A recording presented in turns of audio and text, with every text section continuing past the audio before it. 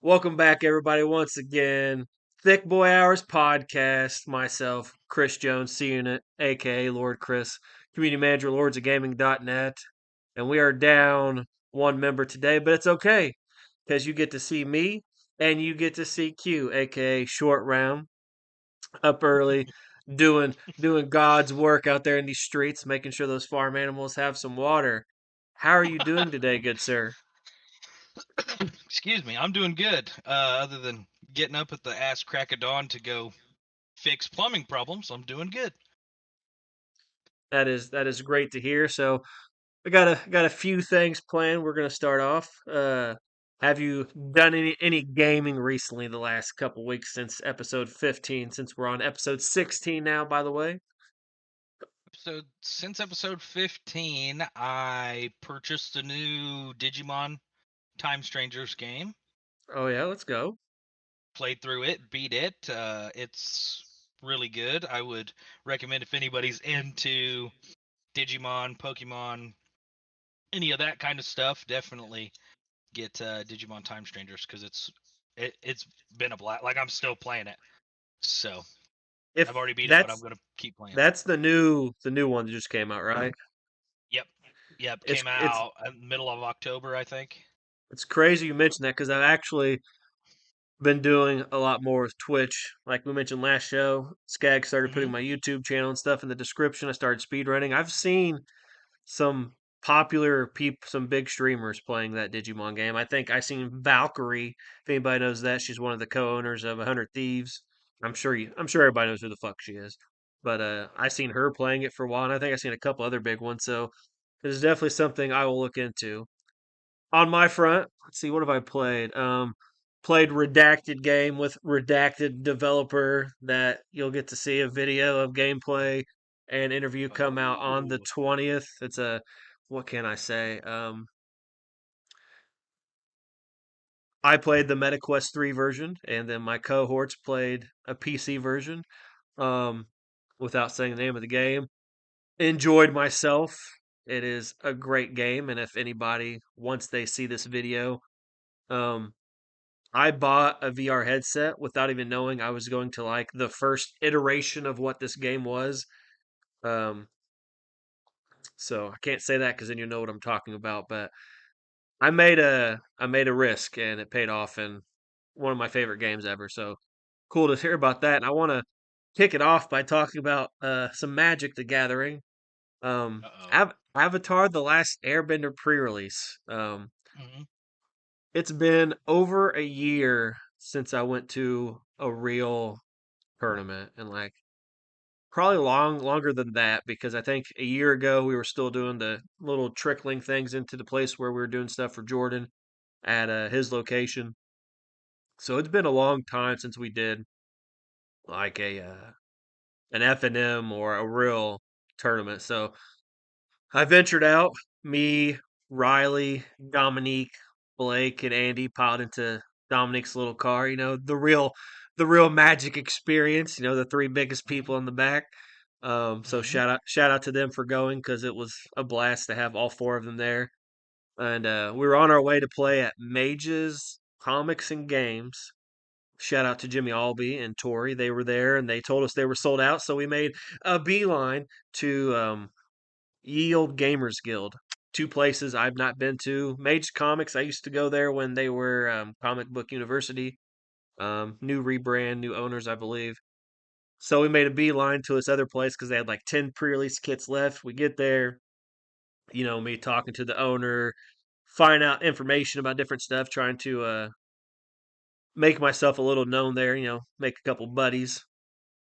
And I get there. Well, what pre-release kit am I gonna pick? You think of me, you think blue. Sometimes you think black, you think red. Well, let me tell you, your boy picked the last airbending white. I picked white. I really wanted to try. Really? I really wanted to try airbending. I really wanted to do some quote unquote blink shenanigans, but we definitely picked hard to pick up on the cat. We definitely picked the boy Ang. So Heck yeah. it was pretty fun. I hadn't been to a pre-release even longer than that. I think the last pre-release we all did together as a group was probably Commander Masters, where we all played like the pre-con commander decks. Yep. It was all dragon stuff. Yep. But It's been a hot minute. my promo was kind of cool. It wasn't the Cabbage Man, unfortunately. It was Oh. I called it Cabbage Man's cousin because it was another old guy that makes my lands and allies tap for 1 mana of any color. So it's pretty cool. I'm like I might as well play it. I played a green white deck that played a 5-drop Aang, and so round one I really want to play Iroh. I pulled Iroh, by the way. I need to mention that I did pull the 6-drop Ooh. Iroh, but I didn't have enough lessons to play. I only had like 6 lessons, and I don't think that would have been enough for me to make a 6-drop worth it. So we played green white, and I had one card that needed to blue, which was the Aang. So round one, I played against another guy. He's a CDH player, and he'd only been playing for a couple months, which was kind of cool to see new people coming to the game. However, he came in to pre-releasing Spider-Man, so sorry for his day. Um, Ooh. but we had a blast. I played wrong because didn't read Earthbending properly. When you make your land a creature, you uh, you put the counters on it. It is a whatever land in addition to its other types. And when they die, they go back to being a land tapped. Every time my land died in round one, I'd put it in the graveyard instead. And Oh no. my Aang, every combat that I have makes me earth. Well, it doesn't make me, but I get to earth bend too. So I put like 6 lands in the graveyard. Not that it mattered. I still end up winning that, but they were pretty close games. The guy also forgot that his land could put counters on all of his creatures, so he might have beat me one game if you remembered that. Round two, I played Blake. Go figure. You always play at least one round with Yep. the people you go with. Me and Blake were really close. Um, Momo was just the goat for round two and round three. Little 1-drop, 1/1. My first non-lemur creature with flying cost 1 less to play, so I had a couple flyers, not a lot. But playing Momo on turn one and being able to attack over a couple turns while Blake's deck didn't have like any 1-drops or anything to catch me quickly. But he had a lot of powerful stuff like game two. He had a good 2-drop, a good 3-drop, and I scooped because like compared to what I was trying to do that game, he was beating me the following turn. He had a really good draw. And then game Yeah. three, I have this card that's a hybrid black, white, and two.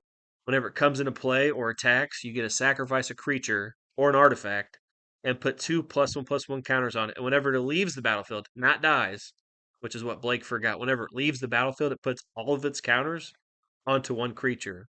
So there, towards the end of game three, Blake bounced it back to my library.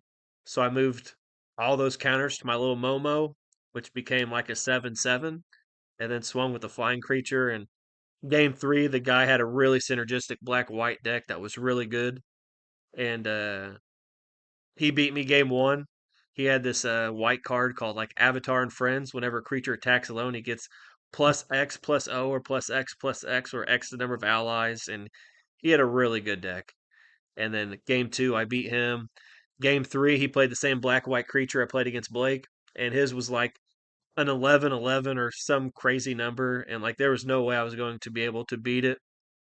However, um, smart decisions with attacking early on with flyers instead of leaving them back to block. And then I think there was one swing I took 12 damage instead of blocking it. And then I end up blocking with my black white creature and put the counters on Momo and it swung for the win. So even Very though nice. even though it's not an in universe magic set, I think it was I guess better made is the correct terminology. Like a lot of this stuff seems like it could fit within the Magic universe. I will say, I will say the best thing of the tournament I got to do is 5-drop Aang flips into another side that has like 4/4 flying and every combat it earthbends too. It's not even the important part. So when it comes into play, you get to look at the top 5 cards and put a creature mana value 4 or less onto the battlefield for free. So there was one game where I would have lost. I top decked the Aang, revealed five, looked at five cards. The fifth card was an Earth King, and what this guy does is when he comes into play, he puts a 4/4 bear into play.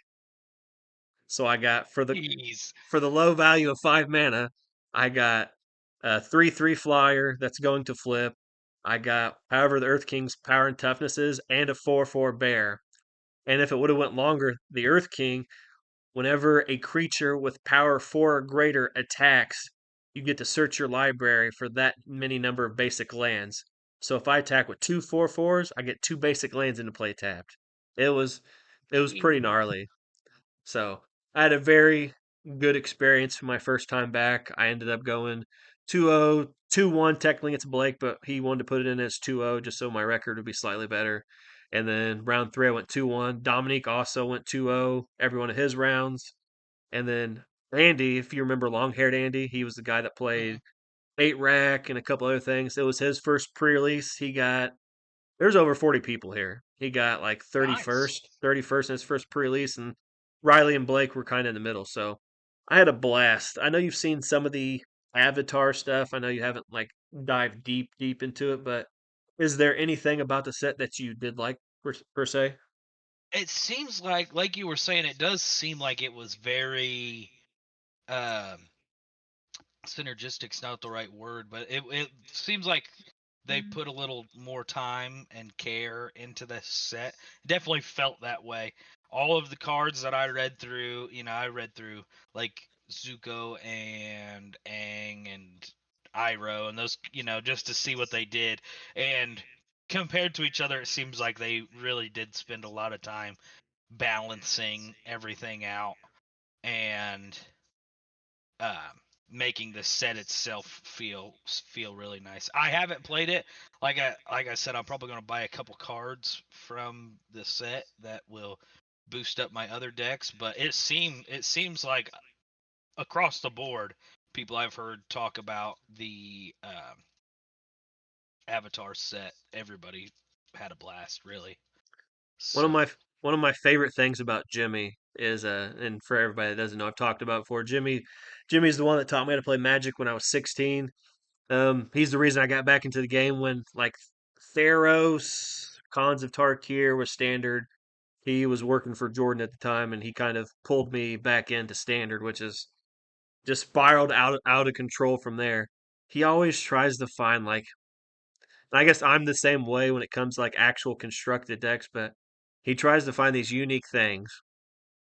And I'm not going to say the exact name of the cards because I don't remember, but I will say from what I heard, the turn of the whole tournament was something Jimmy did, and he had like Sozin's Comet, and it gives like all your creatures firebending 4 or 6 or something crazy, but it's appropriately costed for what it does. It's like 5 or 6 mana or something like that.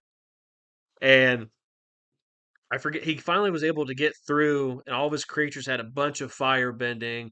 He's able to pump all of his creatures, put all these fucking counters on these. It was a pretty gnarly turn. So shout out to Jimmy for that crazy fucking turn. But like I said, um, if you want to visit, like I said, I went to Ye Old Gamers Guild. Don't ask me the address. I'm terrible with addresses. I have to Google Maps in Shelbyville sometimes. But if you and Skaggs are is ever that out of around town, Greenwood? it is fairly close to Mage's Comics. It's like not too far away. I know it's fairly close to IHOP Never because heard of it. we went to IHOP afterwards. It's called Ye Old Gamers Guild. So if you and Skaggs ever out of town or something and you end up wanting to buy Magic cards, a place I could it was a good first experience. Obviously, judge a book. You don't judge a book by its cover, so we'll see what happens. Future visits, I plan to go back there. I had a guy give me his phone number because he's interested in trying to, get into modern and stuff. Came back to the game. Everybody I talked to was really cool, so fairly good community, so to speak. But I'm assuming there's not going to be 41 people there every time you play a tournament. However, Oh it was yeah. a it was a good turnout, so I recommend people checking it out. Jumping into the first thing, this is a special episode as when it goes live, it will be the week of Thanksgiving. Being that it's the week of Thanksgiving, it is the time of giving thanks and being thankful. I was hoping Skaggs won't be here for this, but we will do without Skaggs. So I want to do something for the few people that watch the show, and I want to talk about something in gaming that we are thankful for. And I'll go first to give you time to think, because obviously I made the topic. I have some time to think. One thing I'm thankful for is when smaller developers and creative developers get time to come up with something unique. And I'm going to name a few games. You might have heard of these or might have not. Hi-Fi Rush. Hi-Fi Rush is a game that came out a few years ago. Um, can't remember the name of the studio off the top of my head, but it's a rhythmic beat-based game. It's really cool. The soundtrack's really good, and ultimately, it's one of the studios that got closed down after this game came out. And luckily, they were able to either buy out their own contract or was purchased by somebody else. So they're still in service as a different studio. I do believe the name. I can't remember exactly, but Hi-Fi Rush was a really creative game. Another one is called South of Midnight. Um, you have a person of color protagonist, and it has like stop animation, motion graphics, which is really cool. Some of like, and it's based in like the southern like Mississippi, New Orleans style. They got lots of interesting like there's a giant catfish that talks to you, and I don't know a lot of um if it's not like main time history, like I don't know a lot about the South, but they do a really good job at incorporating some stuff that people, if you were from, Southern United States, you would understand stuff like that. And then people taking risk. Um, I want to talk about we know Dungeons and Dragons Battle Marked is coming out at some point, and over the years, a lot of D&D collaborations have not worked well. I know a lot of people don't like the first D&D movie that had the Wayans brothers in it. The second D&D movie, a lot of people didn't like that, Wrath of the Dragon God. Um, but over time, I think it has gotten better with the latest D&D movie that had Michelle Rodriguez from Fast and Furious in it. They did really good at sticking to like some of the Dungeons and Dragons lore, and Battle Marked from the press releases we've seen looks promising in that aspect. And I just respect people taking the risk because risks don't always pay off. Um, we look at PlayStation's Concord, which is a arena style shooter type game that took a risk. It didn't pay off, and that game's been since closed down. So I just want to say we personally aren't affected, but when we get the people willing to take the risk to do something creative or to go out of their comfort zone, like with Playground Studios working on the next Fable, or even Larian Studios making Baldur's Gate 3. Like, um, they put something on early access and then built it essentially together with the fans, which is really cool. I know a lot of people don't like broken games to be released, or they just want the game to be released in full. But when a studio can build games with the community, that's something that I find really cool. And one last game I want to mention is Expedition 33. Claire Obscure's Expedition 33 was made by a smaller team. Granted, they had some obviously outside development help, but like a small team making something that is widely considered game of the year. We've not seen. I want to call it like the Dark Souls of turn-based RPGs because sometimes it can be unforgiving on the parrying and dodging. But so I just want to let video game developers know that their risk and creative opportunities that they take are appreciated, and that is one of the things that I'm thankful for in gaming. Sir, go ahead. I think in kind of the same light, I'm thankful for the fact that we still have these smaller groups that can make these kind of big impactful games. We haven't fully fallen into the if it's not going to be a AAA game, then we're not going to have it kind of mentality. I mean, we're slowly but surely working our way there. I do like that every year we do kind of get these indie games that kind of turn things on their head, and you get these studios, a few of them that I've played this year that I think were really cool ideas that we hadn't really touched on very much. Peak. I don't know. I'm sure you've seen people play Peak. I don't know if you've played any of it yourself. I have not, but I have seen like Rhyme Style and a whole bunch of different people play. Yeah, Get that game is so fun and just such a simple concept of, you have a stamina bar and you have, a climbing mechanic. That's it. There's no crazy anything to it, but hours and hours and hours and hours of fun on that. Another game that I really liked that was made by a smaller company. It's called Chance of Sonar, and all I've it not heard is of that is one. it's you're just this little character in this world, and there's a tower and you gotta like climb up the tower, but every level of the tower you interact with other people who live there, but they speak different languages.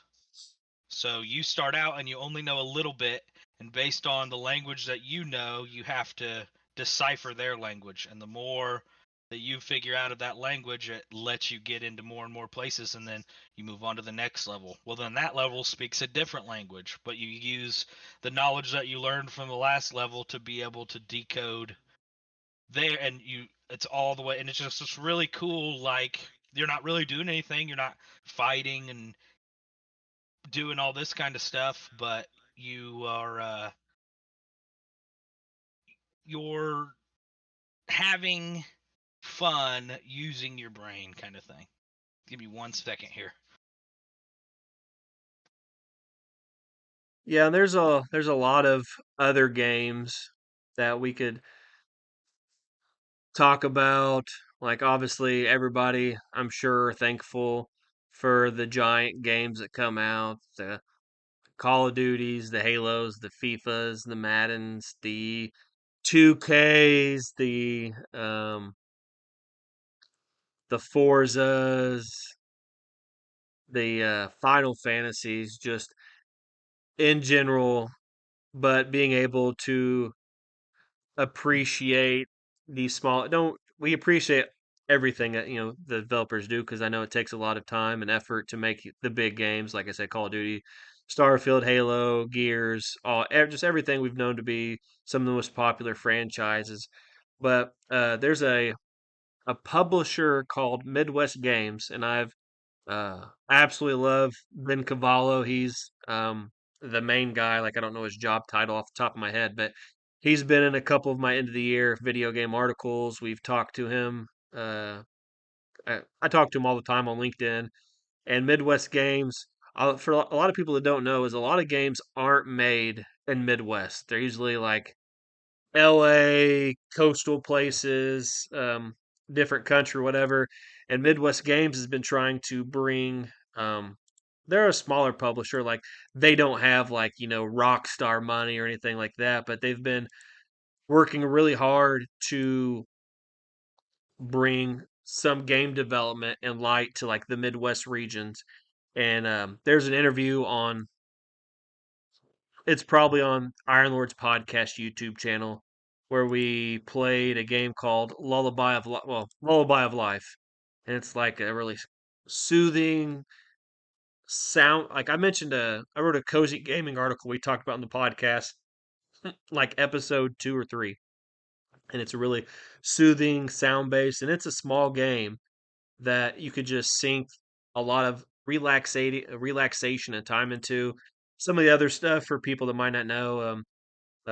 Tomb Water, The Legend of Babu, Duck Paradox, Dark Sky, Hive Jump Survivors, and Floor is What are some other games that are published by Midwest Games. So also appreciative of Ben Cavallo and Midwest Games trying to spread the wealth across like the United States. Because like I said, a lot of like Xboxes in Washington, Sony Santa Monica, LA, like is California, stuff like that. So we don't have a lot of stuff like that in the Midwest. And like it's not the only gaming situation that's not like in the Midwest. Like a lot of Magic stuff is on the East Coast. Like East Coast is really popular. Like if when Star City Games opens and stuff were super popular, like there wasn't a lot of tournaments in like um Nevada or whatever the case may be. Like you had the occasional visit to like Las Vegas, Texas, but like a lot of the stuff was like Baltimore opens. I about said Singapore, Syracuse, just New York locations, Pennsylvania, Ohio, stuff like that. So I do like to see people being branched out across the United States. So that is some of the stuff that, we are thankful for, and we want people to continue to keep up the amazing work. Next thing on the agenda is you and Skaggs are both PC guys, I would say. Have you heard about um, Steam and Valve's latest reveal? I specifically kept myself in the dark because I figured we were gonna talk about it, and I wanted to learn some of these specs live.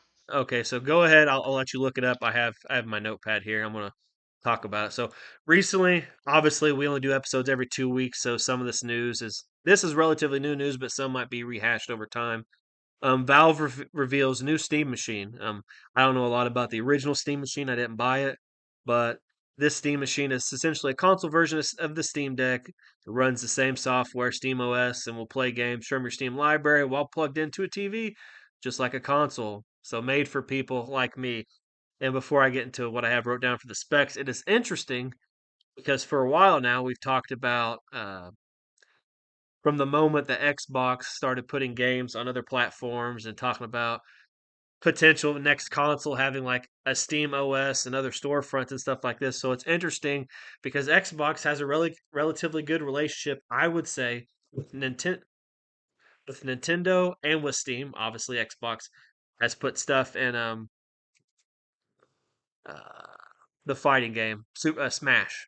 I'm pretty sure they've Hmm. had a couple characters in Smash, and um, all Xbox stuff goes to Steam anyway. So it's interesting that Valve, Gabe Newell, decided to release a Steam machine when Xbox is planning this essentially for a while. It's kind of like usurping, but Phil Spencer, being the stand-up forefront guy that he is, congratulated them on this information or whatever the case may be. But you can only guess on like is Xbox kind of mad on the inside maybe, but some of the specs that I have written down because I didn't know if I was going to be able to have a web page up. The GPU is a semi-custom AMD RDNA 3 28 CUs, 2.45 gigahertz max sustained clock, 110 watts TDP, 16 gigabytes DDRS plus 8 gigabytes GDDR6 VRAM. Two storage options that you'll have available is 512 gigabytes SSD and 2 terabyte SSD. I don't know how big Steam games are a lot of the times because I don't really like. I have some games on Steam, but I don't play a lot on PC at the They get a moment. little crazy. Yeah. The So I think the newest, I think Digimon was okay, but I want to say even the new, it was Battlefield 6, but just like the demo of Battlefield 6, I'm pretty sure that it was pushing a hundred. Like I'll get in my library here real quick and I'll look at. I know Monster Hunter's big, so we'll just find Monster Hunter here. Monster Hunter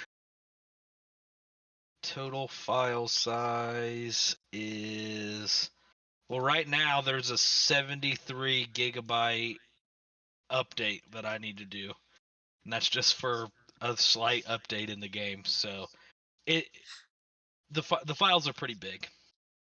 gotcha. Well, The thing I think is go crazy ahead. though that I'm looking at here, it says that you can. I mean, it's still a computer as well, so you can put your own operating systems on there. You can put apps on there. Like this thing seems pretty sweet. I just realized that I had the side Discord screen pulled up of all of my chats and I wasn't full screen, so Skaggs is gonna love that. So Oh no. I mean the video and everything still works, so maybe he can work some editing magic on the side. But also, so I recommend getting the 2 terabyte SSD. Um I know obviously it's gonna be more expensive, but in anything except VR because I like specific VR games, so I don't usually get the higher storage option. But I definitely would probably recommend people if this is something you're interested, get the 2 terabyte option. Two USB A ports on the front, two USB A ports on the back, one USB C port on the back as well.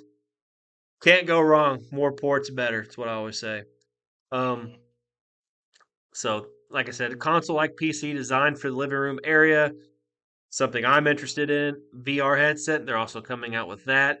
Steam VR is a big thing. I know a lot of people. I'm sure there's some people that don't know is. I don't know how it is on like PSVR, but I know on MetaQuest 3 there is a Steam VR app to where your headset can be hooked to your PC. And I've not tried it yet because I don't own any Steam VR games. I do want to play. They have Skyrim Oblivion. Skyrim Oblivion. I'm stupid. Skyrim VR. I don't know why I said Oblivion, but they have Skyrim VR that I definitely want to try, and I could try that through my MetaQuest through the Steam VR. So I'm assuming that PSVR will have the same thing, but it's cool to see another VR headset. I don't know the specs of that yet per se. And there's a new iteration of the original controller, which is what they'll be using for this, featuring magnetic thumbsticks, dual touchpads, and a split gamepad layout for both VR and non-VR games. So, what do you think about this announcement, products overall? I know Skaggs has a Steam Deck, and he really likes the Steam Deck. He says pretty much everything you can ask of it, it will do. Obviously, there's some games it doesn't run, and some things that it doesn't like to run, but it is a handheld computer after all, so they can only do so much. So he's been pretty happy with the Steam Deck itself. Um, VR is something that I have not gotten into yet. I've played, a few people that I know have VR stuff, and I've played a few games. It seems very cool. I've seen like where they have Minecraft VR stuff like that. The Skyrim VR I would be interested in playing. So if you're telling me that I can buy this machine, one that lets me go and sit on my couch. I love all my Steam games. I love playing games. Sometimes I want to sit on the couch. That was always the big pull towards PlayStation and Xbox for me. But now like everything I own is here on the computer, so it's difficult for me to just be able to chill out. So, some nights I do find myself getting home and being like, I think I would rather just sit and maybe watch TV or watch a movie or something than get on and play a game because I can't play it on my TV. So this is something I'm really interested in. I don't know about that controller. That controller looks crazy. I'd have to Uh, hold one and figure it out, but I have not looked at the controller, so let me look it up real quick. I'm like you in the aspect of like, well, you and Skaggs are okay with like the PC, and like I'm not super intuitive. Like I know some PC technical stuff, but like I don't like to have to rebuild and upgrade a PC. Um, and I don't just like going to a store and like just buying a stock PC and that be my gaming PC. If I want to buy like a gaming PC, which I have a desktop here, but it's outdated because I got it in 2014. I had one of my old buddies, Joey, build it for me, and it worked really well for a long time. It's what I streamed on and all that stuff. So being able to sit on the couch and play and like my Steam library is unique. Like I am a guy that likes. Okay, yeah, the controller is definitely interesting. it's kind of crazy. I'm a guy that likes a interesting selection of games. I still have Age of Wonders, the first game downloaded to my Steam. This is just stuff I remember from memory. I have the second Age of Wonders. There's like an Age of Wonders, Might and Magic, Age of Wonders Shadow Magic and Age of Wonders 2 Wizard's Throne. Like these are old turn-based games. I'm talking about like graphics of like Baldur's Gate, like Baldur's Gate 1 and 2, like those types of old school graphics. So like if I could play that stuff on my TV, and like I have Age of Wonders 4, the most recent one, I played it, but we've talked about several times is like my gaming time is limited, so I don't get to like jump onto my PC and play these games. But if I get free time and instead of playing Age of Wonders 4, I can go back and play this other stuff.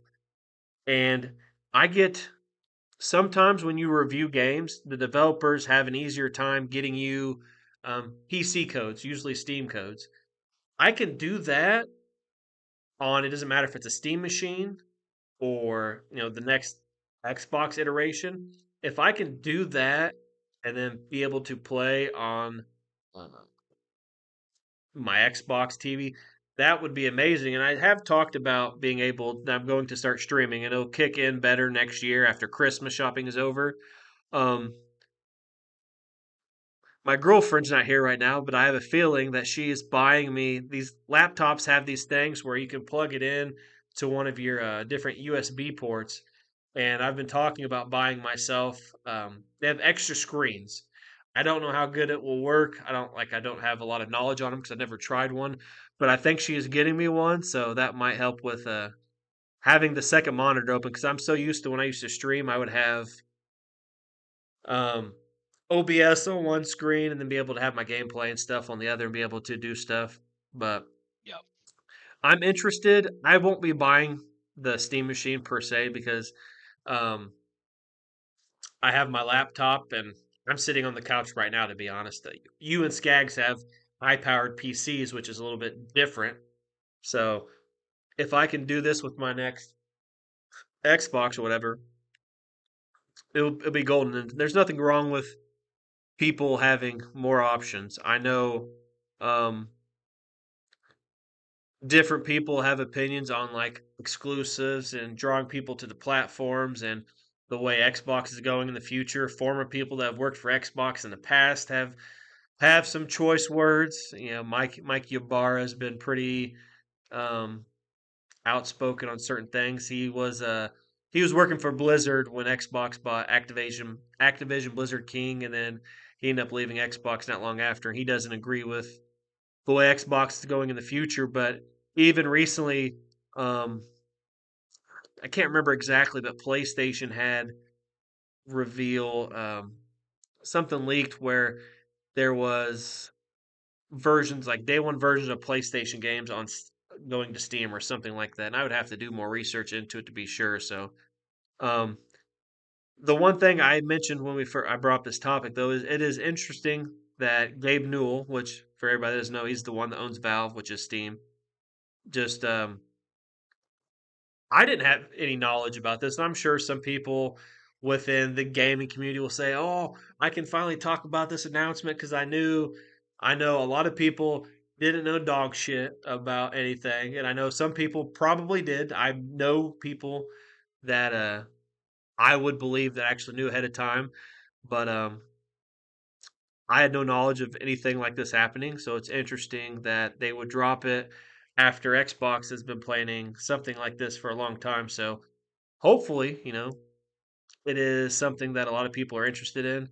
I don't know a lot about the VR situation because VR's hard to interpret because a lot of people aren't ready to adopt something like that yet.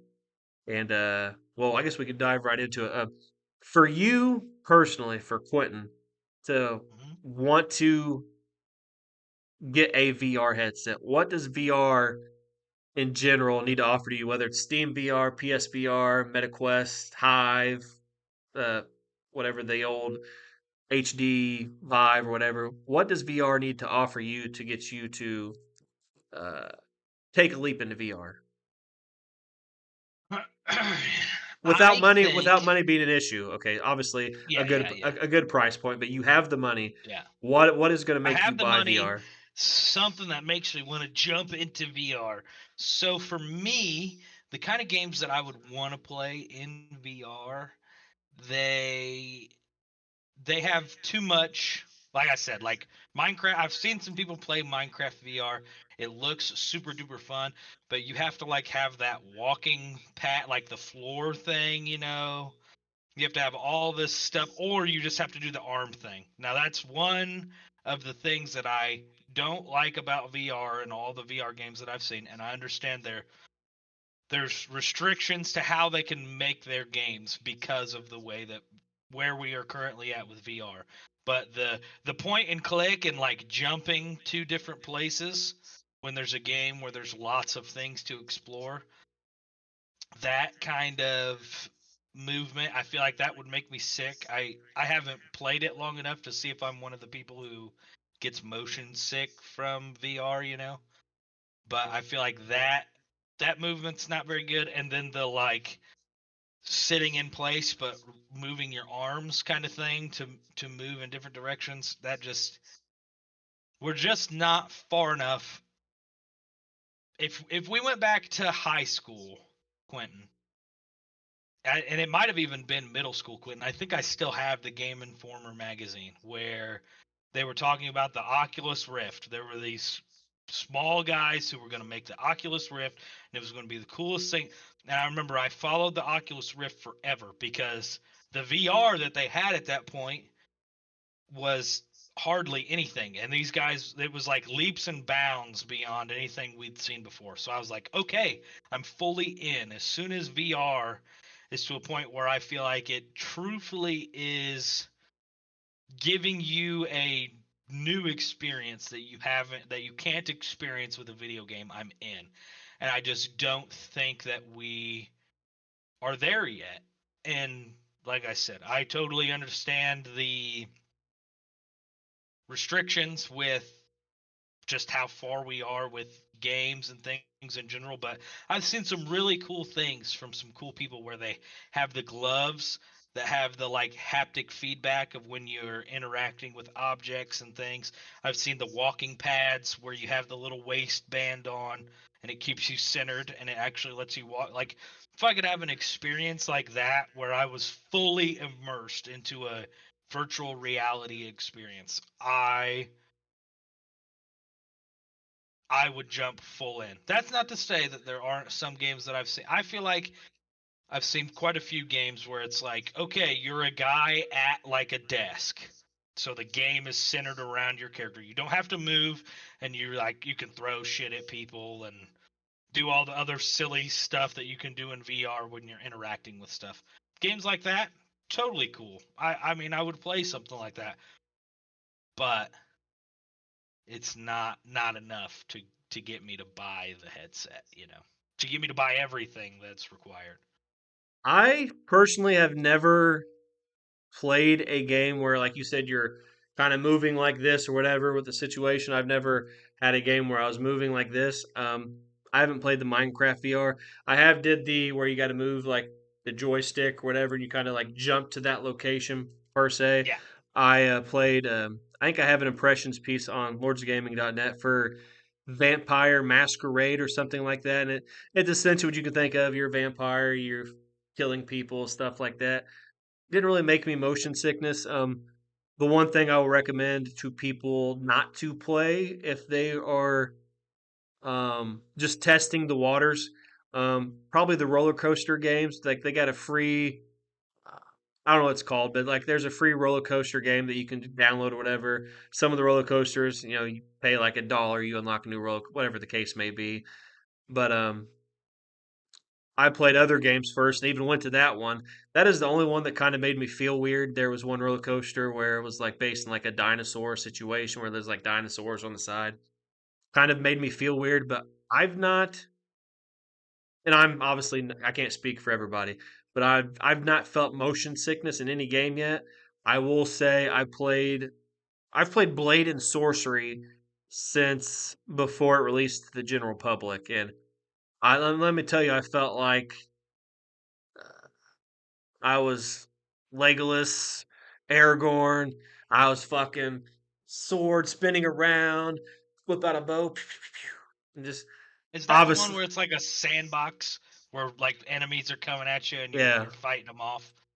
That I, game I've, does I've look really I've fun. got to play that one, and it when I haven't played it for a while because, like I said, I've been playing it since before it came out to the public, and it's not bad. I played like a home run derby game that was all right, and like I said, I'm a unique gamer. I like specific things. I know a lot of people don't like strategy games and stuff like that.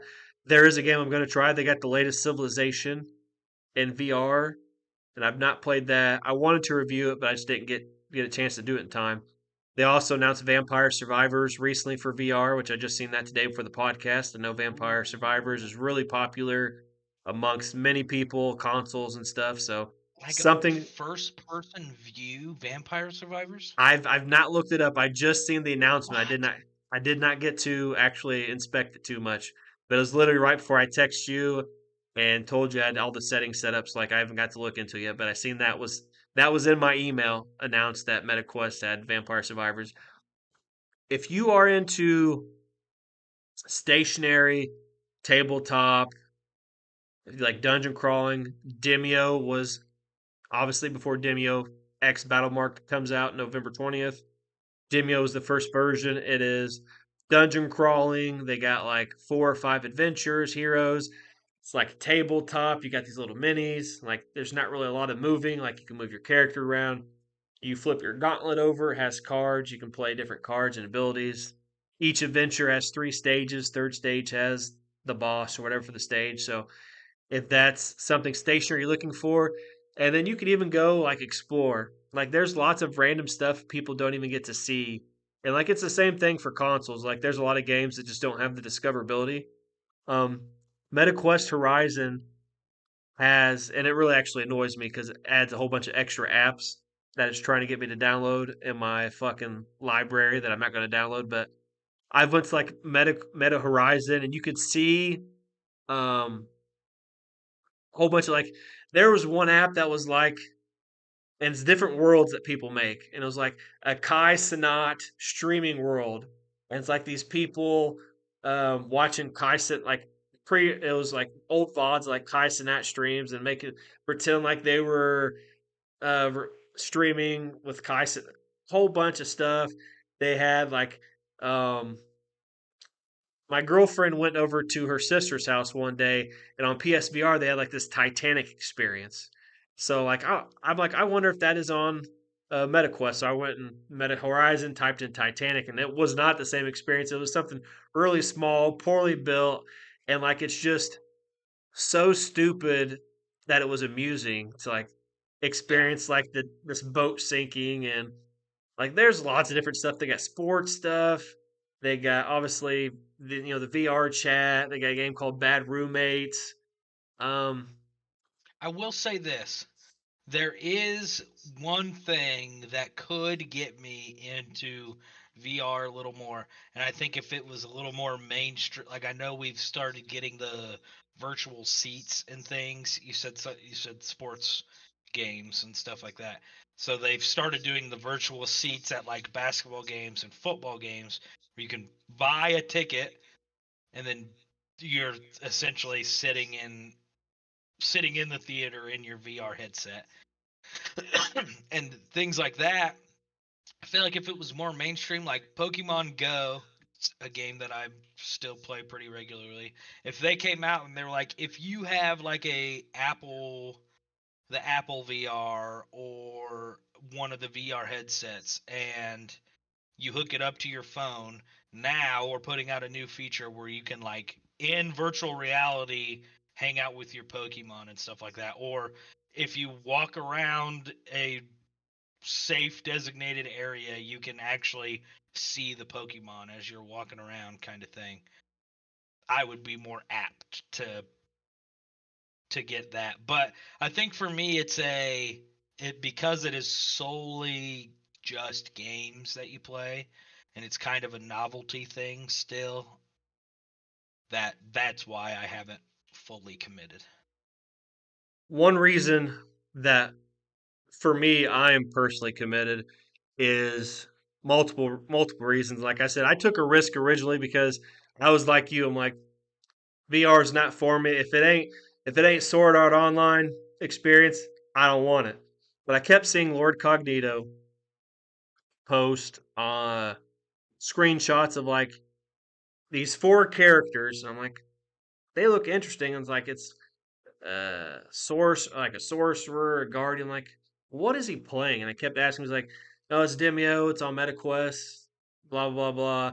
And like I'd forget, and I'd ask him. He posted another a screenshot. I asked him again later. It's like, "What's that game?" He's like, "Oh, it's Demio on VR." So finally, at tax time, which is the same way I bought my Switch. I didn't buy my Switch till tax time. I'm like, there's nothing really for me. I'm not that into Pokemon like I used to be. And then I bought the Switch, and then I am. I am again. So I'm like, I took the risk of not even knowing I was going to like this game. And um, I used a referral code, so I got lucky. And the game was essentially free because I got $30 for using a referral code from somebody. And I'm like, okay, this game's cool. Um, it's like Game Boy. I'm not going to play it all the time. But when I do play it, I know I'm going to enjoy this game. And then I start, dabbling a little bit, seeing some of the VR stuff, and then I found like there was this. I guess I'd have to call her a content creator because it's all content. There's a content creator that makes giant size forms of food, dessert, stuff like that. I watched her make a giant Christmas tree cupcake in VR. I watched her make a giant gummy bear in VR. I watched her make a giant gummy worm in VR, just random stuff. And then I found I'm a history guy. I like history. I like mythology, um, gods and god. That's why my favorite MOBA is going to be Smite. It will be hard to for any game to usurp that. It would have to be like a Suikoden MOBA if you have a chance of usurping Smite for me because I really like gods and goddesses. And they have I found this documentary on 9/11. It's called like I think it's called The Last Survivor. And it's a documentary about the very last person they saved on 9/11, and it was really cool. Especially like I sat and you can create boundaries with your headset or whatever. So like it knows like, okay, these are the walls. And like even with the newer ones, like the MetaQuest 3, like the boundary will see shit in front of me. Like it used to be you would just create like a square box around the room. Now it sees the table, it sees other furniture, stuff like that. I have multiple rooms mapped out with my VR so I can walk from the living room to the kitchen to the bathroom and it tracks every room that I have mapped out. But I was sitting in the middle of my room when I watched this documentary, and obviously, shows doesn't show like the whole plane crash situation, but it shows like beforehand, afterhand, the fire, the smoke, stuff like that. And like this lady talks about her experience. You get to see all this stuff in VR, and like you're turning around because you're in the middle of this. And that was probably the second coolest one. And then another one was I seen a I don't know what it's called off the top of my head. I wrote an article about I think my overall MetaQuest experience or whatever. You can find that on lordsgaming.net too. It was one about D-Day, and I don't know exactly what it's called, but like to see, I know it came out right around the time the Medal of Honor VR game did, but and it brings you through the beach of Normandy or whatever. Obviously, not exactly like the experience because obviously that's back then. This is now. It's just a really good recreation of like what they experienced, the bunkers. It shows actual images that were taken back then, the actual pictures, and just all this stuff about D-Day was really cool. And you actually mentioned that I'd remembered the sports stuff, the VR seats. You and I can go to a concert in VR. Like I've watched two VR concerts, one being Post Malone and one being one of my favorite artists right now, Jack Harlow, and was able to watch these concerts in VR with obviously other people I had no clue who they were because you're going to this area and they show this concert. Like it's not the only two. Like they've had other stuff, but like I'm not interested in Ariana Grande or that type of stuff. So they have a lot to offer. But the one thing that I really liked, and I can't do it here because where I live, the internet's not good enough, is Xbox Cloud Gaming. When I did my review of, I can't remember if I did it on on the Cloud Gaming app on MetaQuest 2 or 3, but when I did the review, I played 4 games. I played Age of Empires, which you're a computer guy. you know how demanding and taxing a game like Age of Empires can be. Um, Elder Scrolls Online, you're a computer guy, you know how big MMOs and how strainful they can be. And like it was two other small games I can't remember just off the top of my head. But like I had Age of Empires, I had no clipping, no like where you go to move the mouse, it stalls for a second and then it jumps to where you are. I had none of that. I was able to play smooth with my controller as long as I had a good internet connection. So VR offers a lot, but what I want from VR, and I know we're not there yet, is I want the full, I'll say it till I die, full Sword Art experience. I want to be able to sit, lay down, not have controllers in my hand, and essentially everything that's done in the anime of Sword Art Online is kind of done with their brain. Like they're able to move everything with their brain. So like that is the type of stuff that I want, but they do offer a lot. And it is a niche product, but I do think with the way things are getting over time, like even Among Us, like I played Among Us in VR and like it was fun, but like as long as you don't get a lobby with annoying kids, but like you get a lobby with some buddies, you know, Quentin's running around, he's got to do the trash shoot, and Skaggs just jumps out of a vent, and just stabs you in the fucking back. Like that is that is the type of enjoyment that I get, and it's cool because a lot of games allow you to play with people on Steam. So like when Demio X Dungeon Dragons Battle Mark, I don't think that's like I'm just gonna say Battle Mark. When Battle Mark comes out November 20th, um, they have the ability, just like Demio, where you can play with people on PS5. You can play with people on PC. So like um, whenever this stuff comes out, like if you and Skags play it, I can play it in VR while you guys play it there, whatever. So options, games, apps, and like there's a lot of people that have meetings in VR. Like I didn't know this, and like I was talking to somebody in the professional world where they do a lot of meetings in VR sometimes, especially if they're like, uh, I think COVID did a lot for, um, obviously when we were trapped at home, people wanted to be in person, see their friends, coworkers, etc. So I know a lot of people did had like VR meetings, and that's when a lot of people started streaming and podcasting and stuff like that. So like there's like office apps, there's exercise stuff. So it's just interesting to see where it's at. Hopefully, we can continue further and get a higher adoption rate. So hopefully, the Steam situation sells well. I always want people to be successful. So, are you an Elder Scrolls guy? Oh yeah. Okay, so Todd Howard, which is everybody knows legendary Todd Howard, you know, the goat of RPGs, did an interview with somebody recently. I can't remember exactly, but Todd Howard says Elder Scrolls 6 is a long way off. According to Todd Howard, he wants it to fill the role of the ultimate fantasy world simulator. There are different ways to accomplish that given the time that has passed. Elder Scrolls 6 was announced, I don't even know at this point. Um, off the top of my head, between 6 and 8 years ago. I can't remember exactly. And obviously, a game like Elder Scrolls, like you just look how big Skyrim was itself. And obviously, Bethesda was working on Starfield. They didn't jump into Elder Scrolls till Starfield was done, and Starfield was a new IP that they had been planning for a long time. So, Elder Scrolls 6 still a long ways off. What are you hoping for Elder Scrolls 6, and when do you think it will come out? Ooh. For Elder Scrolls 6, see that this is where I get into a little bit of a dicey situation with what I would like to see out of games.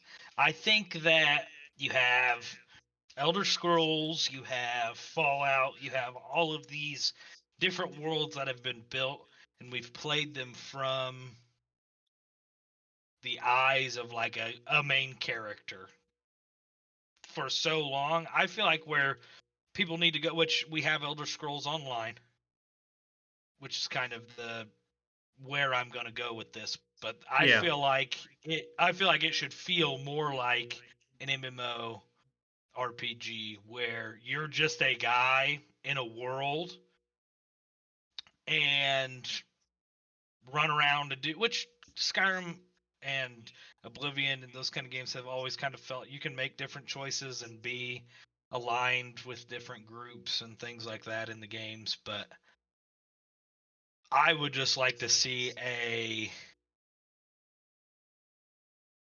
just a big I mean if you're setting the precedent of you want to make the ultimate medieval fantasy, is that was that the The quote?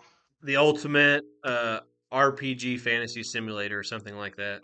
RPG fantasy simulator, then you just have to have a world built, and you just have to the world's built, everything that can happen in the world can happen, but your character gets to run around with little direction and just do whatever you want to do. If you never want to stumble upon the main story and you just want to go fish all day, or you want to go fight people, you just want to kill everybody in a town, whatever it is that you want to do, I feel like that is what that's what I always liked about like Red Dead Redemption and games like that is there's a story, but especially Red Dead 2 was so open, like such a huge world that you could explore. 90% of the time I wasn't doing a mission. I was just wandering around on my horse and going to cool locations and oh, there's a bear. I'm going to run away from this one. Oh, there's a mountain lion. I'm going to shoot this one, Just just experiencing the game in that way. I feel like has been more fun to me in these I say recent years. I mean, that game came out a while ago as far as new games are concerned, but that's what I think we should be striving for is a well-built world to explore with a story. Everybody needs, everybody has that want to complete something, but I feel like where longevity of games are at now is if you can make a cool world that somebody can just explore for. I mean, that's why Skyrim has worked for so long. It's why there's what are we up to, 25, 30 different releases of Skyrim. It's probably more than that at this point. I would say probably at least if we're being realistic, probably 4 or 5, something like that, with anniversary editions, Game of the Year edition because it came out on 360. I think they still made Game of the Year editions back then. Deluxe Yeah, edition, but yeah.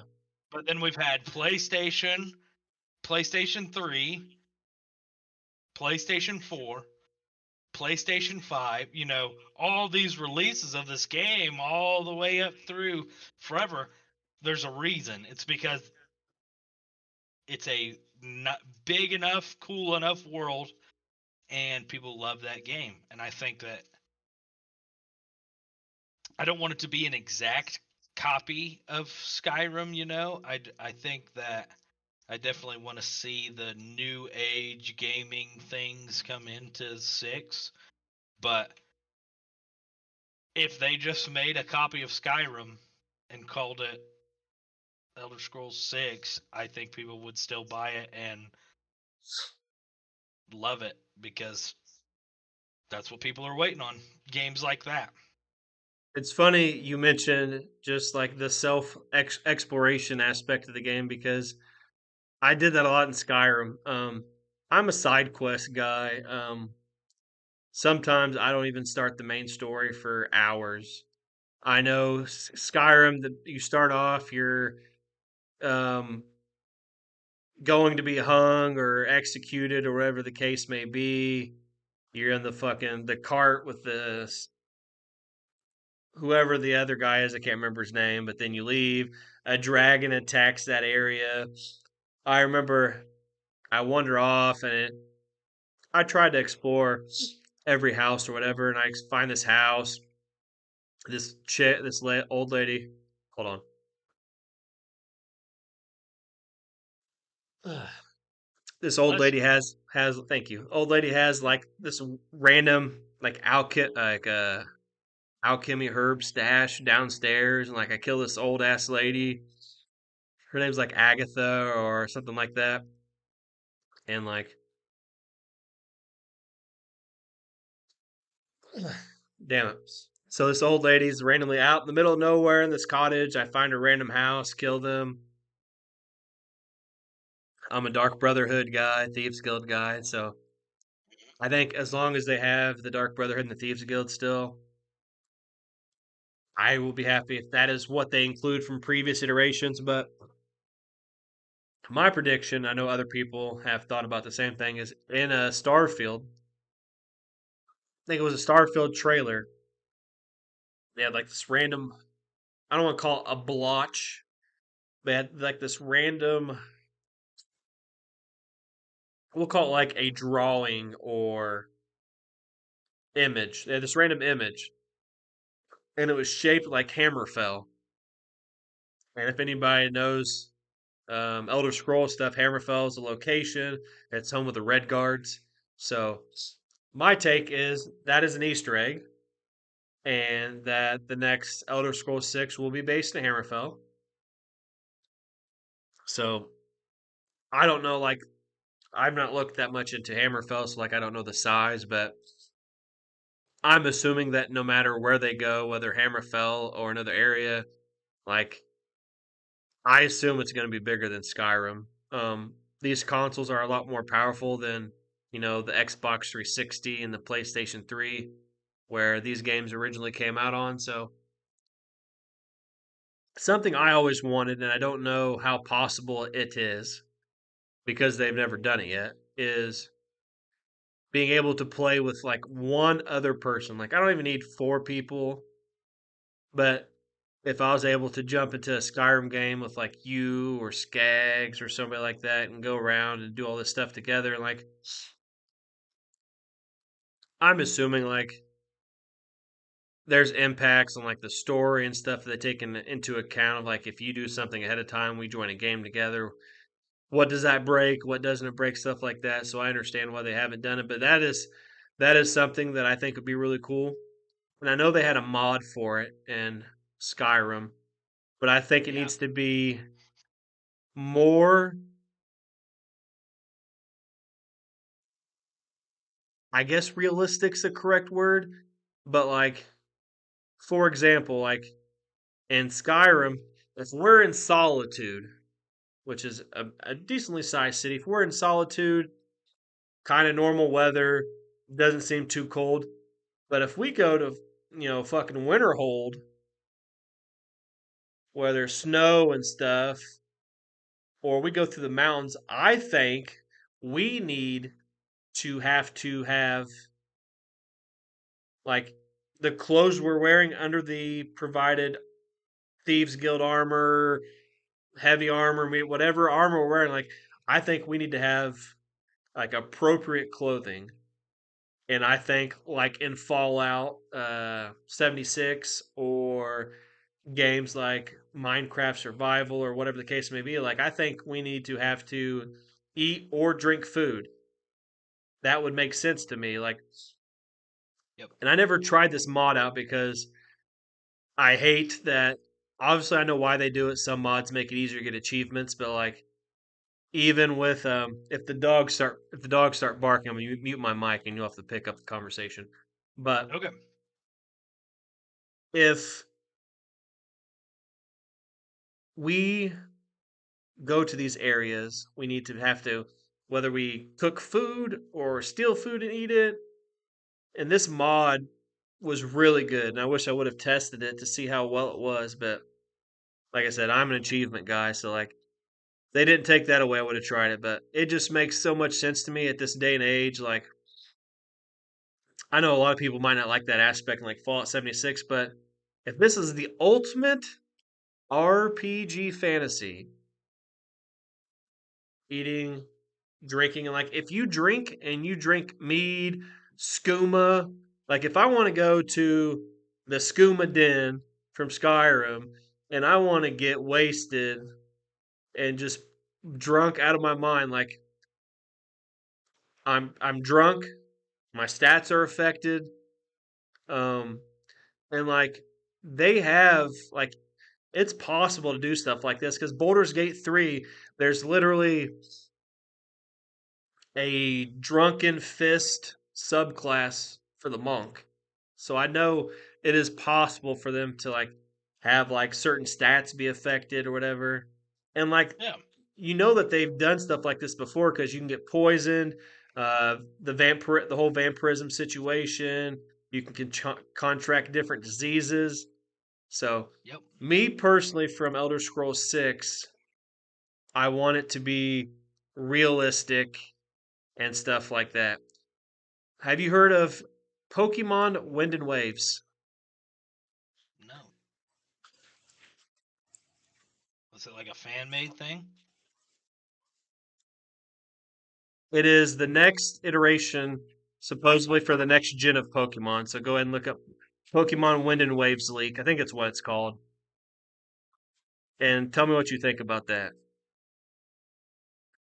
I'm going to try to find it as well. I don't have the link anymore. 2026 release for. Oh wow, really? That looks pretty neat. Let me see what this trailer has to say.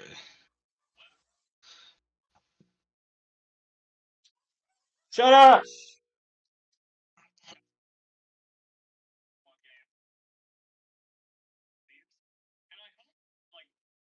All right, I have it pulled up on my end too. So like some of the If stuff you've it got a has. good, send it to me if you can. If you've got something that has some good details. This isn't the same exact thing I looked at with me and Skaggs already talked about it, but I wanted to definitely talk about it with you as well. I posted in the general chat, but as I read some of this, leaked title will likely be Pokemon Wind and Pokemon Waves. We talked about this before in a previous episode. Um, Likely explore underwater areas in unique ways, which we didn't talk about. That Pikachu's getting another redesign. That's another new news to me. This, like I said, this ain't the exact thing that we've seen. Yeah. Um, the map will be procedurally generated, creating new islands and areas you explore on the fly. The Oh world, wow. the world and theming of the game is infinity, likely because of the randomly generated content. Players may start out in a big hotel with MMO features, creating multiplayer. Like some of this is just leaks. Like this isn't Whoa. confirmed or true. Yeah. You will be able to beat the game without finishing all gems or catching a main legendary. Potential to control weather, which they talked about a lot. A new type of special Pokemon, which they did mention this, called Seed Pokemon. Basically, a baby Pokemon that starts off as a seed species and evolves as you travel around the island. It evolves into a main Pokemon with infinite variations of color patterns. And this person says it reminds them of hatching kind of like a Togepi. Two legendary Okay. Pokemon that were leaked. One controls storms and wind, the other controls waves, each taking the form of an old man and an old woman, supposedly, both requiring a well raised seed Pokemon to battle or catch.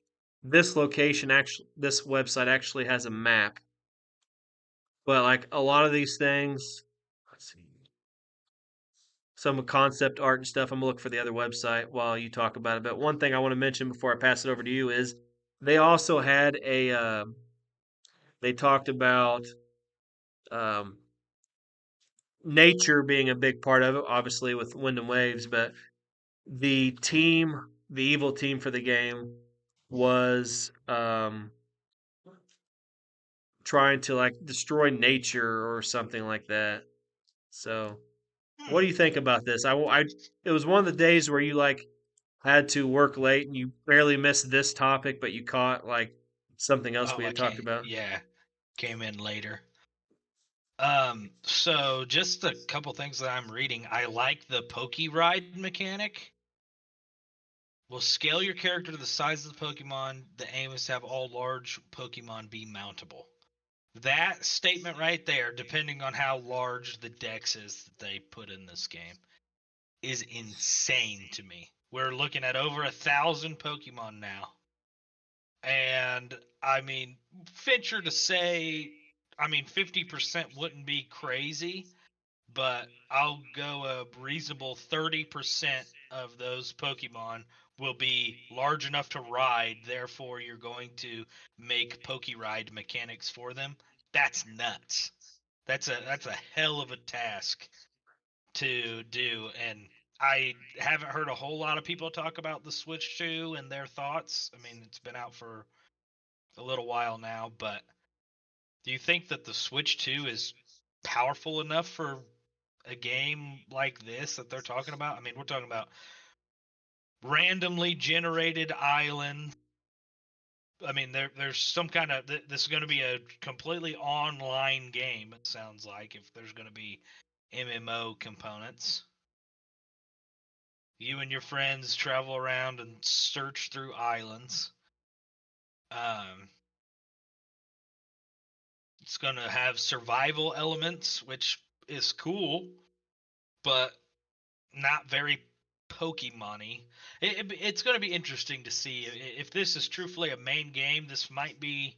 I've talked about for a long time, especially with Skags, about like whenever they're done expanding the Pokemon world, whenever they're done making new Pokemon, the ultimate game that they need to make is just a MMO, huge game where you have all of the different regions.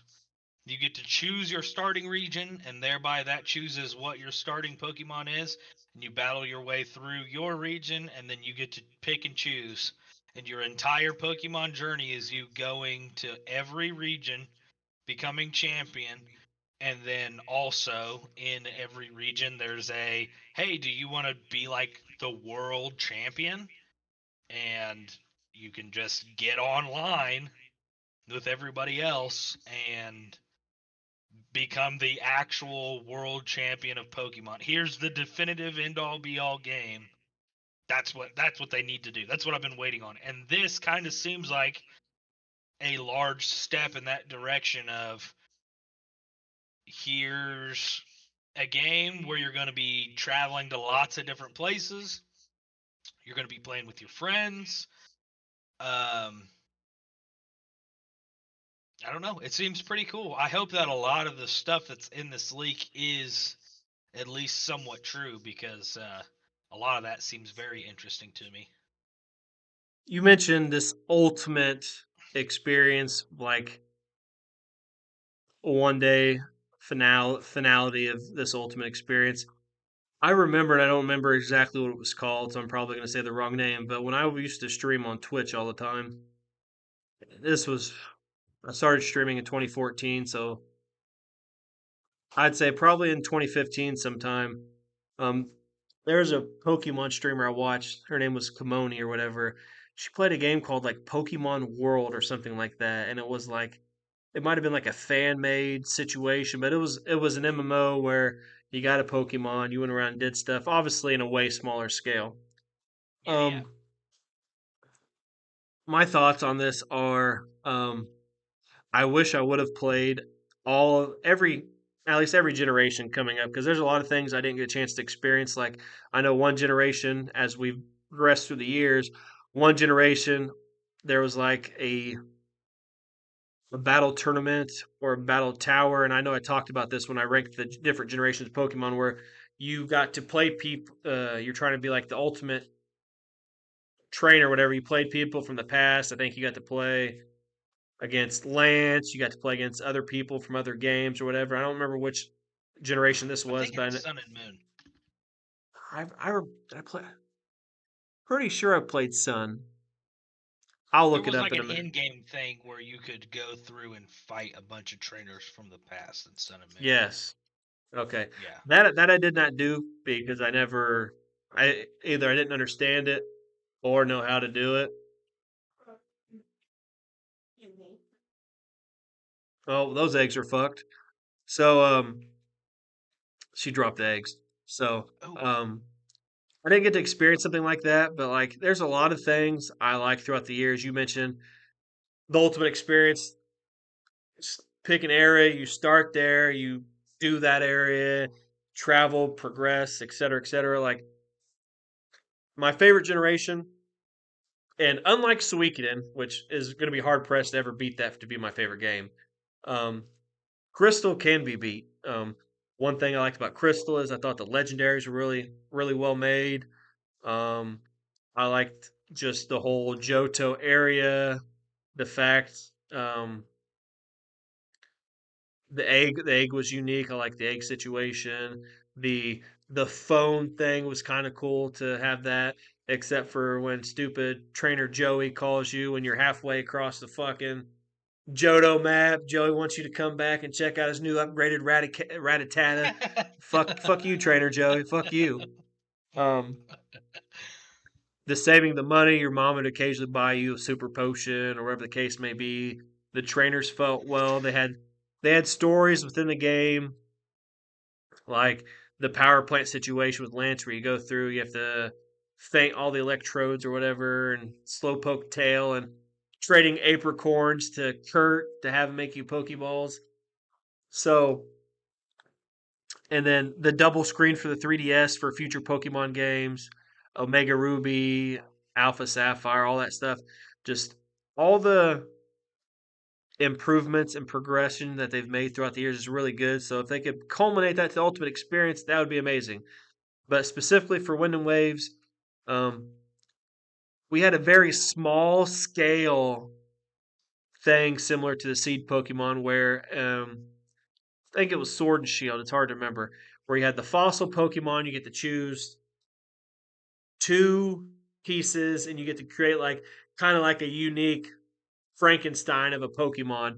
So like we had a yeah. very very small scale of infinite possibilities, but and they've tested stuff like this before with cast form being able to transform based on the weather, and then we've had a similar situation with Smeargle. Smeargle with the move Sketch can do copy any move. Metronome can allow Pokemon to cast any move. So in different ways, they've tested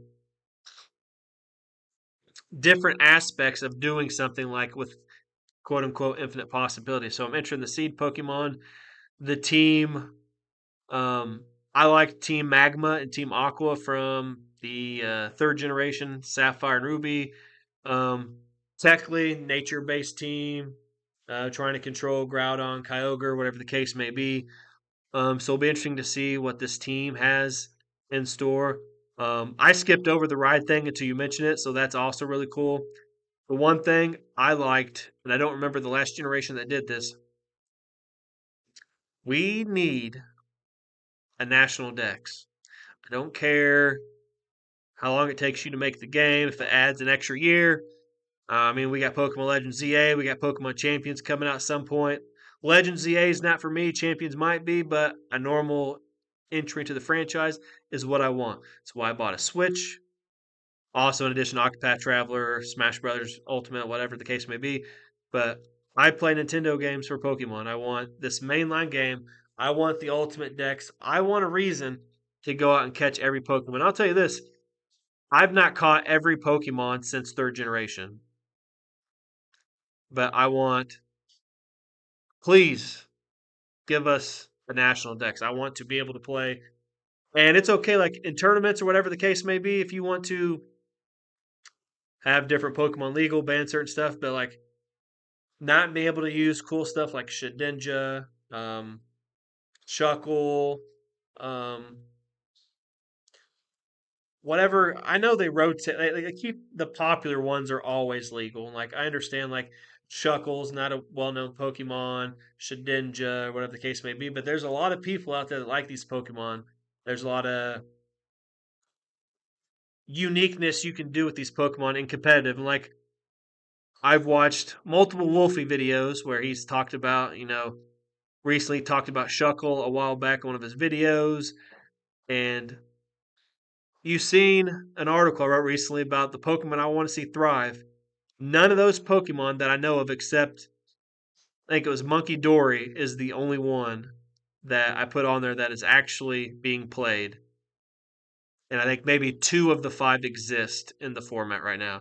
It's like I don't know how hard it is to put national decks in. Like obviously it takes some because you got to design the Pokemon and all that stuff. But like they don't particularly have to be in the area. Like you have, I don't know what the app is on the Switch, Pokemon Sleep or Home or whatever it is.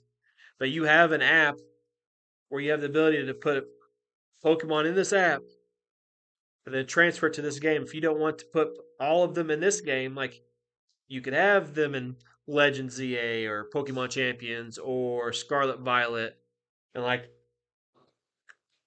even if you put like, I would be happy if they had like a DLC. Like if you had like one, two, three DLCs to this Pokemon game that would bring in more Pokemon later on. Like a lot of video You know games what? do. Go ahead. Go ahead. You know what they should bring back that I used to think was really cool, especially for like the DS games. You remember when you would have the DS game in, you'd go to the Safari Zone, then you'd have your Game Boy Advance game plugged into the bottom of the DS. And then, did you ever do any of that? I think it was on Diamond and Pearl, maybe. I am out of the loop. I did not know this. Okay, Go ahead. Tell me so about you it. would go to the Safari Zone, and when you entered the Safari Zone, it'd be like, okay, we're checking your data on the other game. So pretty much it would say, oh, you have Emerald in, and it would take the first like 10 Pokemon out of your box, take them out of that game, make copies of them, throw them into Diamond and Pearl. So then you ran around the Safari Zone and you just caught your own Pokemon from the old game. And then you would save, Okay, go wait, start how long playing do we stay Emerald, out tonight?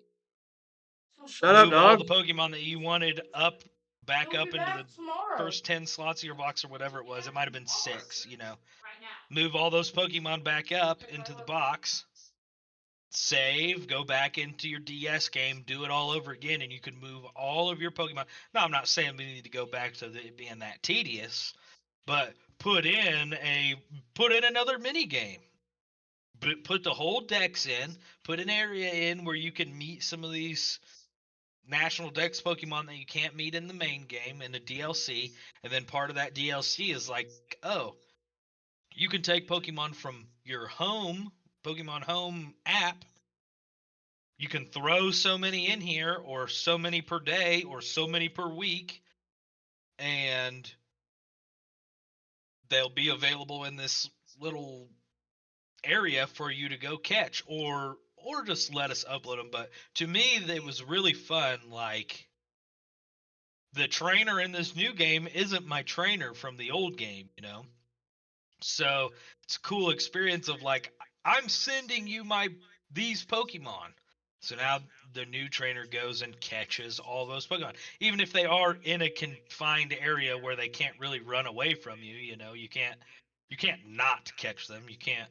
They Yeah. will stay in there until you catch them. But I don't know, something like that, because truthfully, playing this new Digimon game, I know this seems like I'm going way off topic here, but playing this new Digimon game has shown me, and seeing what a lot of people have said about the Pokemon ZA, Pokemon's got to step up and get back on their grind of like being the best of the best, because you've now hit an era where you have the console and the graphics and the everything where you should be pushing really heavy into cutscenes and doing all this. I mean, you go back to like Sun and Moon, there was all kinds of crazy cutscenes with the other dimension. What are they called? The Ultra Beasts Yeah. and Necrozma and all. Like you had all kinds of sweet, cool cutscenes. And now that we've gotten to the Switch, it seems like, oh well, we don't have a whole lot of confidence in how well our console can run, so we're not going to try to put it through too much. I've kind of felt like that even in Scarlet and Violet, where there was some missed opportunities for there to be a much cooler cutscene or something a lot more grandiose to happen, but instead it was kind of like, oh, it was just lackluster, you know. That's one of the reasons Now's the why. time.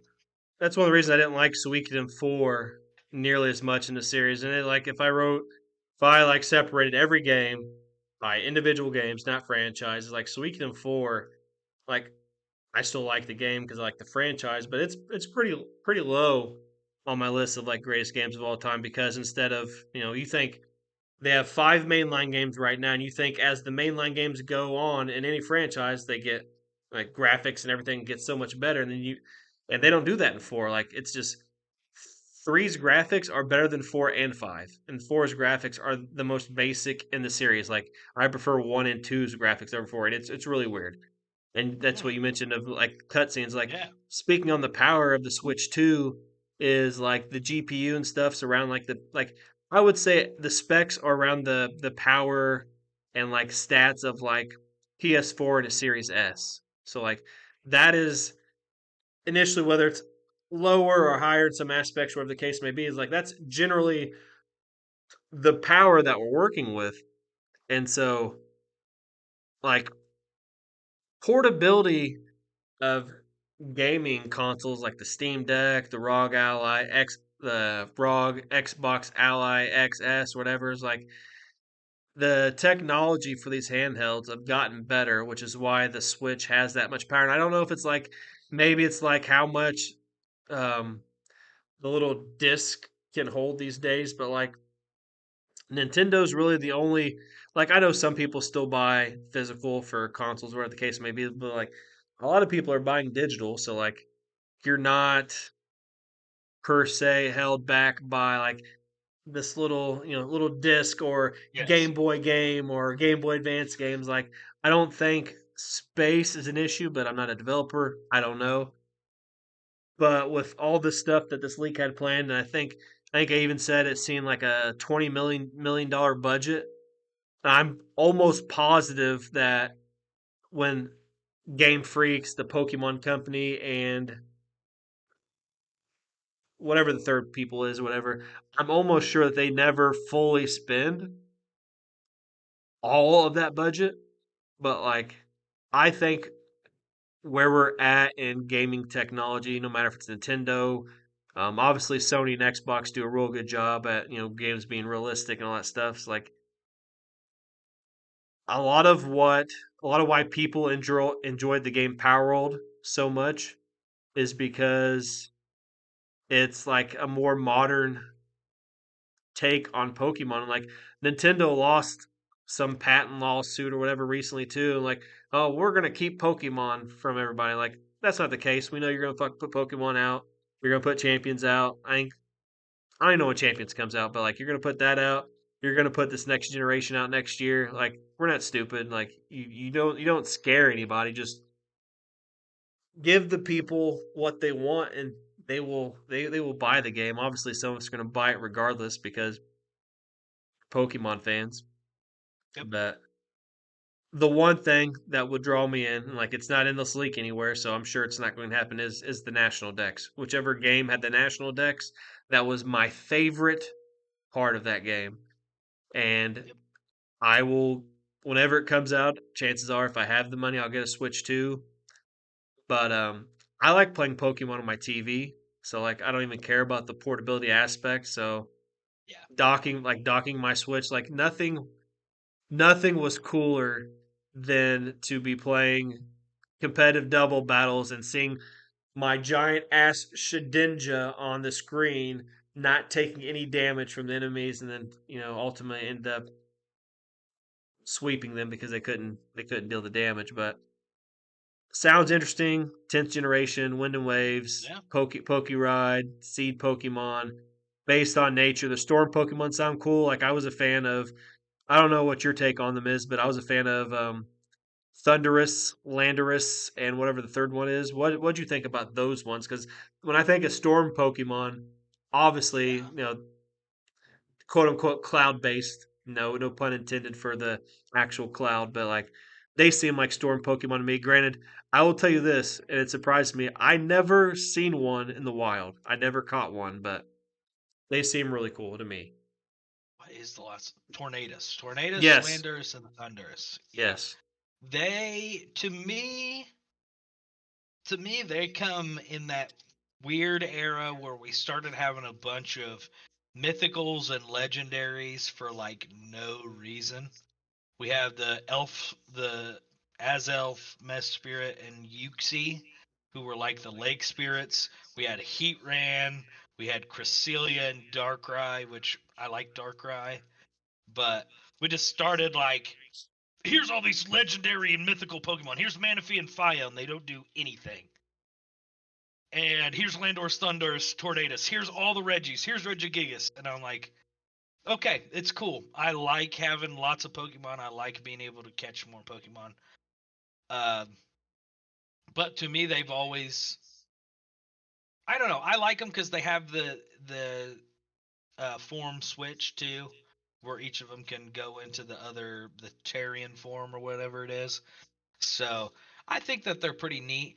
What I would like to see us go back to is a true blue, like, since maybe X and Y, we've kind of had these things where it's like, here's two legendaries. The box legendaries exist, but they don't have any, like, one of them just represents something and the other represents the opposite thing. There's never like what I liked about Ruby and Sapphire is like Kyogre and Groudon hate each other. And then we had Emerald, and it's like Rayquaza is the balance between them. I liked that. You had time and space in Palkia and Dialga. And then Giratina is like the shadow brother who wants to see the destruction of both of them. You had Ho-Oh and Lugia, which they weren't really opposing, but it was like The the goats. sea god and the sky god, and then they had their respective birds and dogs trios with them. And like we kind of lost the sauce in that because you have like Sun and Moon, they're technically the same Pokemon. Solgaleo and Lunala both evolved from Cosmoem, that evolves from Cosmog. So that is just a split evolution for Cosmog. Then who was next after that? You had Sun and Moon, then you had Sword and Shield, and they were like buddies. The Sword Shield and the Dog Shield were, had to work together to destroy. Zacian and can't remember the other one, but yeah. Yeah, Zamazenta and There you go. Zacian. Yeah, yeah. Yeah,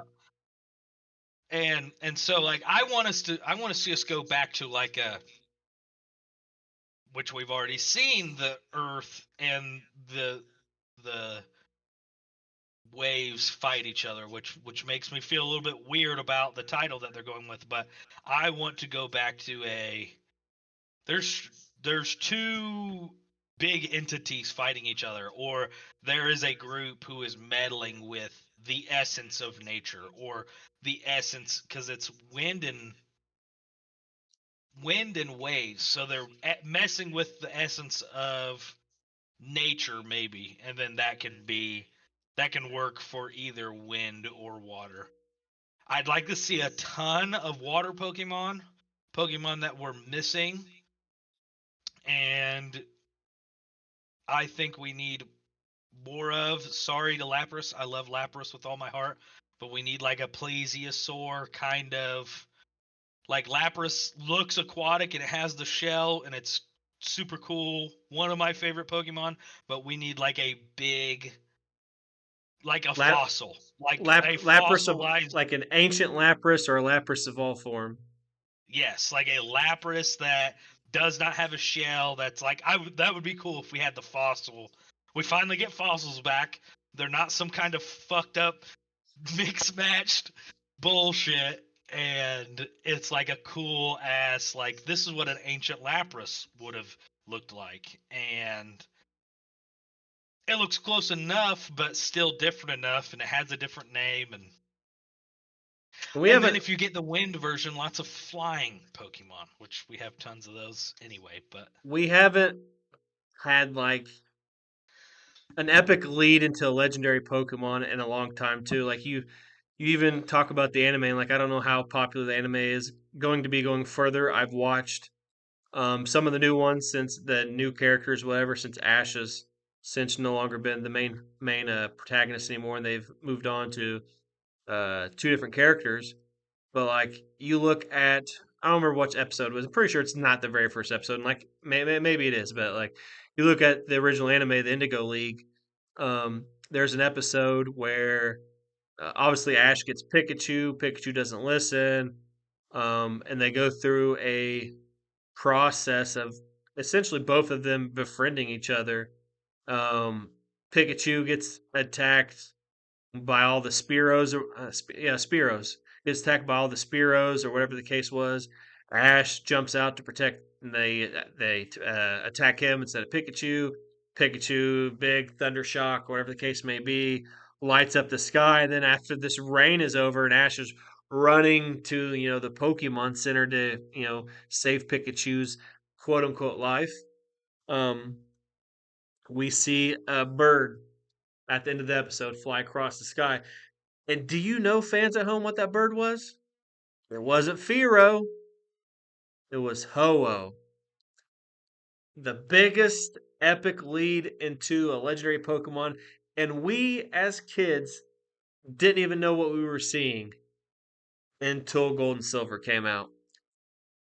And I don't know if it's the same for you, but for me, it's always like that third game in a generation is always the one I like the most because that's where they kind of incorporate everything from the two games. Like I like separate games like yes, blue, red, sapphire, ruby, gold, silver, whatever the case may be. But I like crystal better. I like yellow better. I like emerald better. Like the extra stuff they put in and yes, like they know that they're going to do this ahead of time before they ever put a game out. So like when they make Wind and Waves, like obviously we haven't had like very often do we ever get like that third game in a series anymore.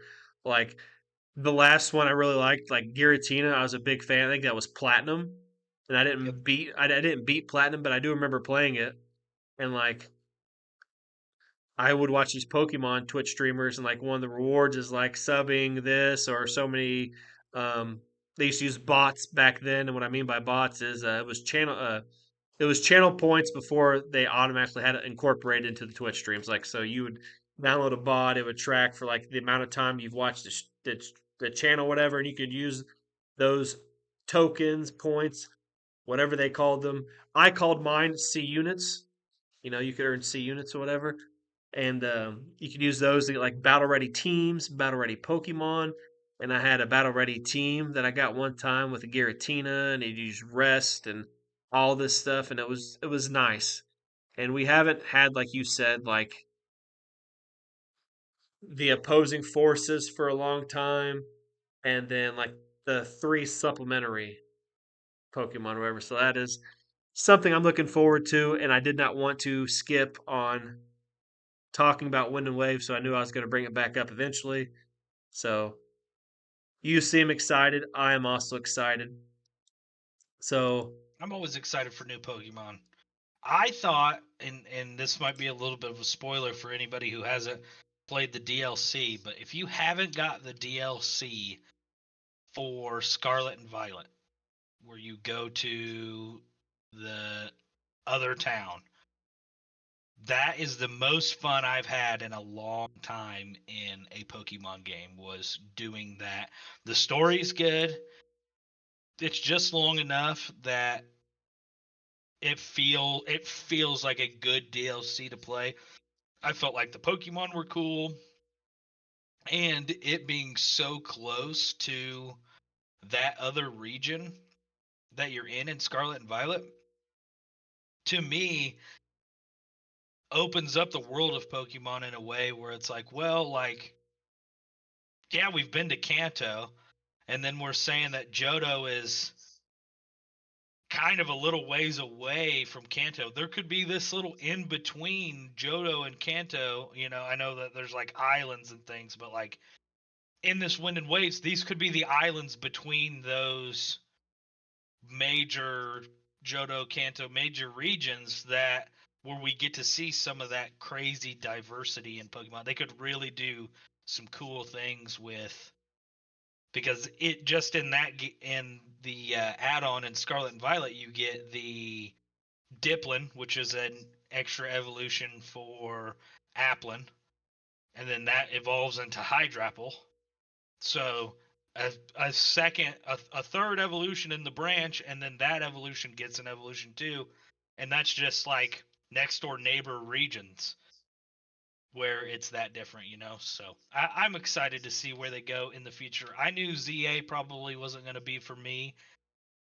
I liked Arceus enough, but it was the first game, so everybody had to try it to see if it was their vibe. And I had a lot of fun playing it. I beat it because if it's a Pokemon game, I have to beat it. But it definitely wasn't how I enjoy to play Pokemon. Yeah. I do think there's lots of areas that aren't explored. You mentioned the area between Kanto and Johto. The only thing we know about those for sure, I think the Orange Islands are between those areas, and maybe the Yep, Sea Foam Islands, maybe. But maybe, yeah. it's hard to say of where the location would be. But as with you, like, I think you're a better Pokemon trainer than I am. But I haven't played the add-ons for Scarlet and Violet. I haven't purchased them yet. Um, I'm sure I will at some point. Sometimes it just takes me forever to play certain stuff. All right, last technical topic we Uh oh. have. Um, so recently there was some discussion about for Fallout fans. Obviously, the TV show came out and critically acclaimed. It's a very good success. Um, my daughter watched all the episodes with me. She liked it. Um, but so we had the TV show, and nothing to really complement the TV show, so to speak. Obviously, we're in the time period between Fallout 4, which we just got Anniversary Edition, which is why this conversation came up. Fallout 4 Anniversary Edition update or whatever came out. Not a new game, just a big update or whatever. And that's where that interview with Todd Howard and stuff happened. But Jez Corden works for Windows Central. He's a big editor for them. I talk to him all the time. We had some recent interactions on Twitter and my messages because I'm trying to get him to be in my end of the year article too.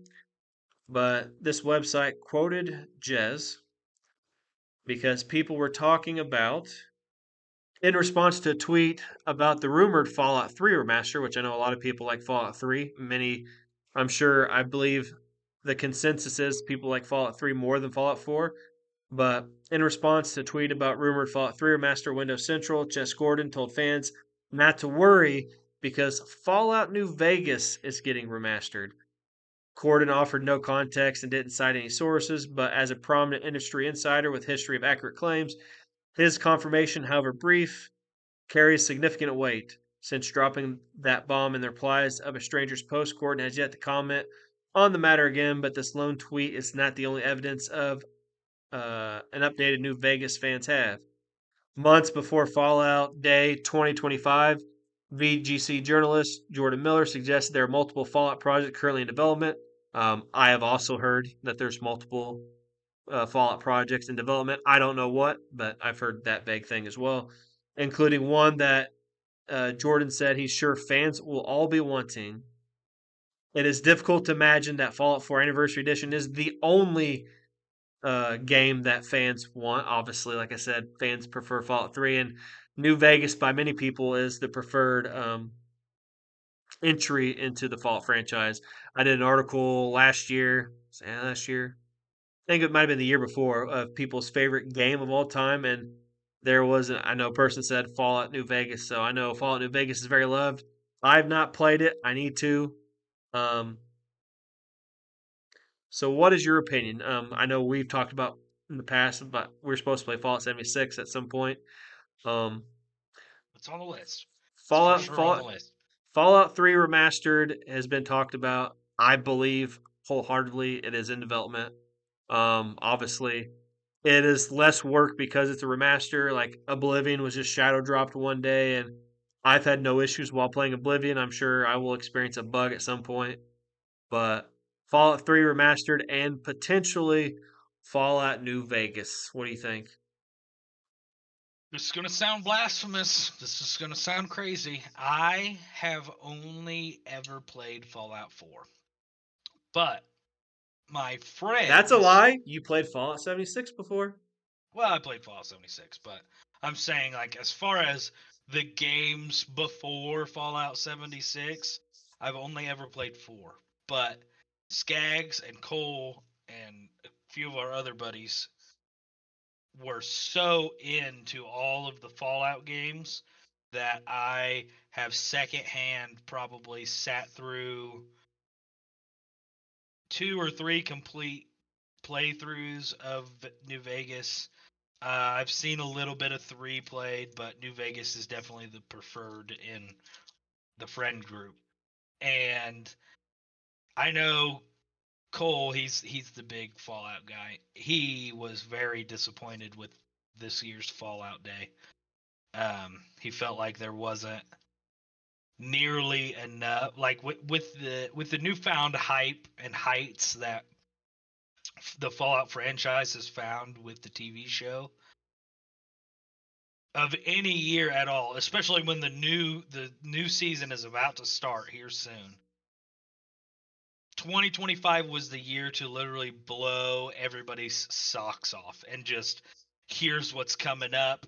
It's not going to be until 2028 or it's not going to be until 2029, but here's what we're working on and just open the floodgates and let everybody know this this was the year to do it because there's so many you have so many eyes, not just from people who, because Fallout was kind of niche in the world. Like everybody knew about Fallout, but it took a specific kind of person to want to play the Fallout games and to be really into the Fallout games. And now you have like everybody and their brother literally knows about Fallout and wants more information on Fallout just because the TV show was so good. And they kind of shit the bed on their announcement this year. But to hear that Fallout New Vegas is also in the works, because he was like, it's Fallout 3. Like I would have thought for sure they would be remastering New Vegas because in the show we're literally going back to New Vegas, which means that in Fallout 5 we're going to be going back to New Vegas, which is crazy just based on all of the Fallout lore and stuff. But it's to to me it doesn't really matter. Like I have a hard time going back and playing remastered games because for me I will go out and buy a GameCube and buy the original game before I would buy a $70 version of a game that you made 20 years ago and replay it just because the graphics and everything are better. What everybody found out with Oblivion is, yeah, isn't that so cool that they came out with Oblivion and they remastered it? It looks so great. It does. But ultimately, it's the same exact game that you played back then. So to me, I would go back and play it as it originally was, and then I've played the game, you know. So when remasters and things like that come out, it's not usually my cup of tea because I don't. If I wanted to play that game, I'd just go back and play it in one of the many ways that I probably can go back and play it. You know. I have um, an interesting thing to inform you of is my first Fallout was also Fallout 4. So Good. we're in the same boat there. Kindred spirits. However, I don't know if you like to explore in the same way that I do. Is like I like to read everything. I like to visit everything. So like, um, I would like when it came to Skyrim after I played it, beat the story. Like we've talked about guides and stuff in the past. Is like, okay, well, I know there's some unique stuff I've not been able to discover yet. So let me look up like top five like unique skills or stories nobody knows about. And then I'd look those up and I would go to explore that. Like I remember in Skyrim, I looked up something and it was about this one temple that's just all women. And you go to this temple, you get a special cool skill or ability, whatever the case may be. So like I like to read a lot of Fallout stuff. So in regards to remasters is I don't mind playing remasters. Um, However, if they would have sold the Oblivion remaster, I don't know if I'd have bought it. But being that it was, Game Pass and I pay for Game Pass, I was able to play that and experience that. Yeah. However, um, there are remasters I would buy, and I have bought. Um, I reviewed Suikoden 1 and 2 HD Remaster on PS5, but I pre ordered it on Xbox. So technically, I have two copies. One, obviously, I didn't pay for; it was a review copy. The other one, I did.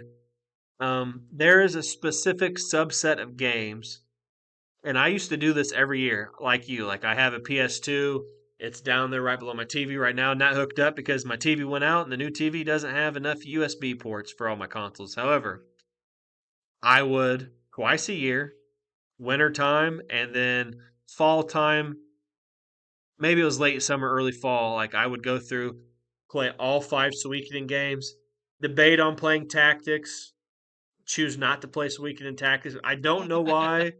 It's like I have no problem with this game, but I'm like I could play Suikoden tactics, or I can go play Shadow Hearts now. So I'd play all the Suikoden games, 1, 2, 3, 4, 5, and then I play the Shadow Hearts games. Which if Shadow Hearts 1 and 2 at least, I don't know if I would buy a remaster for three. But if 1 and 2 had an updated remaster, I'd probably buy it. Lord of the Rings Third Age, if it came out with a remaster, I'd probably buy it. Um, there's just a random specific subset of games like that just don't exist in the modern area, Yeah. and Yeah. Yeah. like maybe like we mentioned like for example Fallout, like we have Fallout 4, quote unquote, in the modern area. 3 in New Vegas was on 360, kind of modern area, but like we haven't had like a Suikoden game or Shadow Hearts game or Lord of the Yeah. Rings: The Third Age like Yeah. exist in the modern area. So maybe it's just like that's the subset of game I would go out and pre-order a remaster for. But I don't mind playing remasters. Like I said, I want to play New Vegas. My time is limited. Like I've been playing Yeah. the the shitload of the game I've been playing on MetaQuest and Outer Worlds 2. It's a really fun game I've been engulfed in. I like reading stuff, so like I'm picking up um, Outer Worlds fans. There's different like books, data pads, stuff like the Mass Effect. I was a big thing in Mass Effect, and like I was going to talk about Mass Effect today, but we don't have enough time to do that. But Mass Effect, I go through, read all the data pads, find everything out about Commander Shepard. I could just every bit of information, trying to just to soak it all in, because to me that's a integral part of some of these Fallout games, Elder Scrolls games, Mass Effect. So I think for fans of the series, as I couldn't tell you how happy I was when they finally announced essentially a Suikoden revival in aspect to see if they could, gain some popularity back to make a new entry, which we got Starleap coming out some point soon. And if that succeeds, there probably will be a Suikoden 6. So I know from a business standpoint, these remasters are excellent to get people from the TV show into the Fallout series. Um, and with New Vegas being as critically acclaimed from everyone I talked to, and I talked to a lot of fucking people, and everybody loved New Vegas. I've not heard anybody that has played New Vegas not like New Vegas. I've heard people not like 4. I've heard people talk about not liking some aspects of 3, but I've never heard anybody saying bad about New Vegas. So I'm looking forward, if it is true. Um, Jez has a good track record. Like I say, I talked to Jez. He's a good dude from the UK. It'll be interesting to see. Um, Hopefully, Cole can enjoy Fallout TV show Yeah. and New Vegas. So, last thing before we go, mentioned at the beginning of the show, we like to do these comparisons. At some point, we're gonna fucking run out one day, guys. We're just gonna fucking run out, or we're not gonna Yeah. know shit that the other people know, but we'll keep going until we run out. So the comparison originally was Skaggs came up with a comparison of the world we think we and each other would thrive in. And Skaggs and Quentin have scolded me for using more than one. However, I'm using more than one for today because Skaggs and Quentin are not both here, just Quentin. So today, instead of we're saving that comparison for next show as it was Skaggs's, so next show will be the worlds we think each other could thrive in. Today, Mhm, mhm. being I knew I was going to talk about wind and waves with Q, and he is, you know, I know you know the Pokemon theme song about being a Pokemon master. They wrote that about Q. Q is that Pokemon master. So you know the song I'm talking about, right? I want to be a Pokemon master. Talking talking about you, Q. Oh yeah, So yeah, yeah. What one was that? so The third song, something something like like that, that. yeah. So um, we're gonna talk about Pokemon comparison before we dip out today. Um, for you, it's hard. I don't see how anybody could dislike you. Like I just don't see it I possible. I I've do rub personally people the wrong way sometimes. I've personally never seen you mad or anything like that. Like I was talking to Dominique last night because I said, yeah, the last tournament I actually placed first that I actually really tried in was one that had you in it. I was looking at the image last night and like talking balls. I'm like, that has to be Q's name. At the very bottom, right? No, Christian was at the very bottom because I'm like the only Uh, reason I knew it was you is because Christian was there, and it has to be you or Skaggs. Skaggs is yeah. not cocking balls. It has to be Q. I think I, I think you were third. I'm pretty sure you were third that night. But Very nice. so I don't see how many people can hate you or dislike you.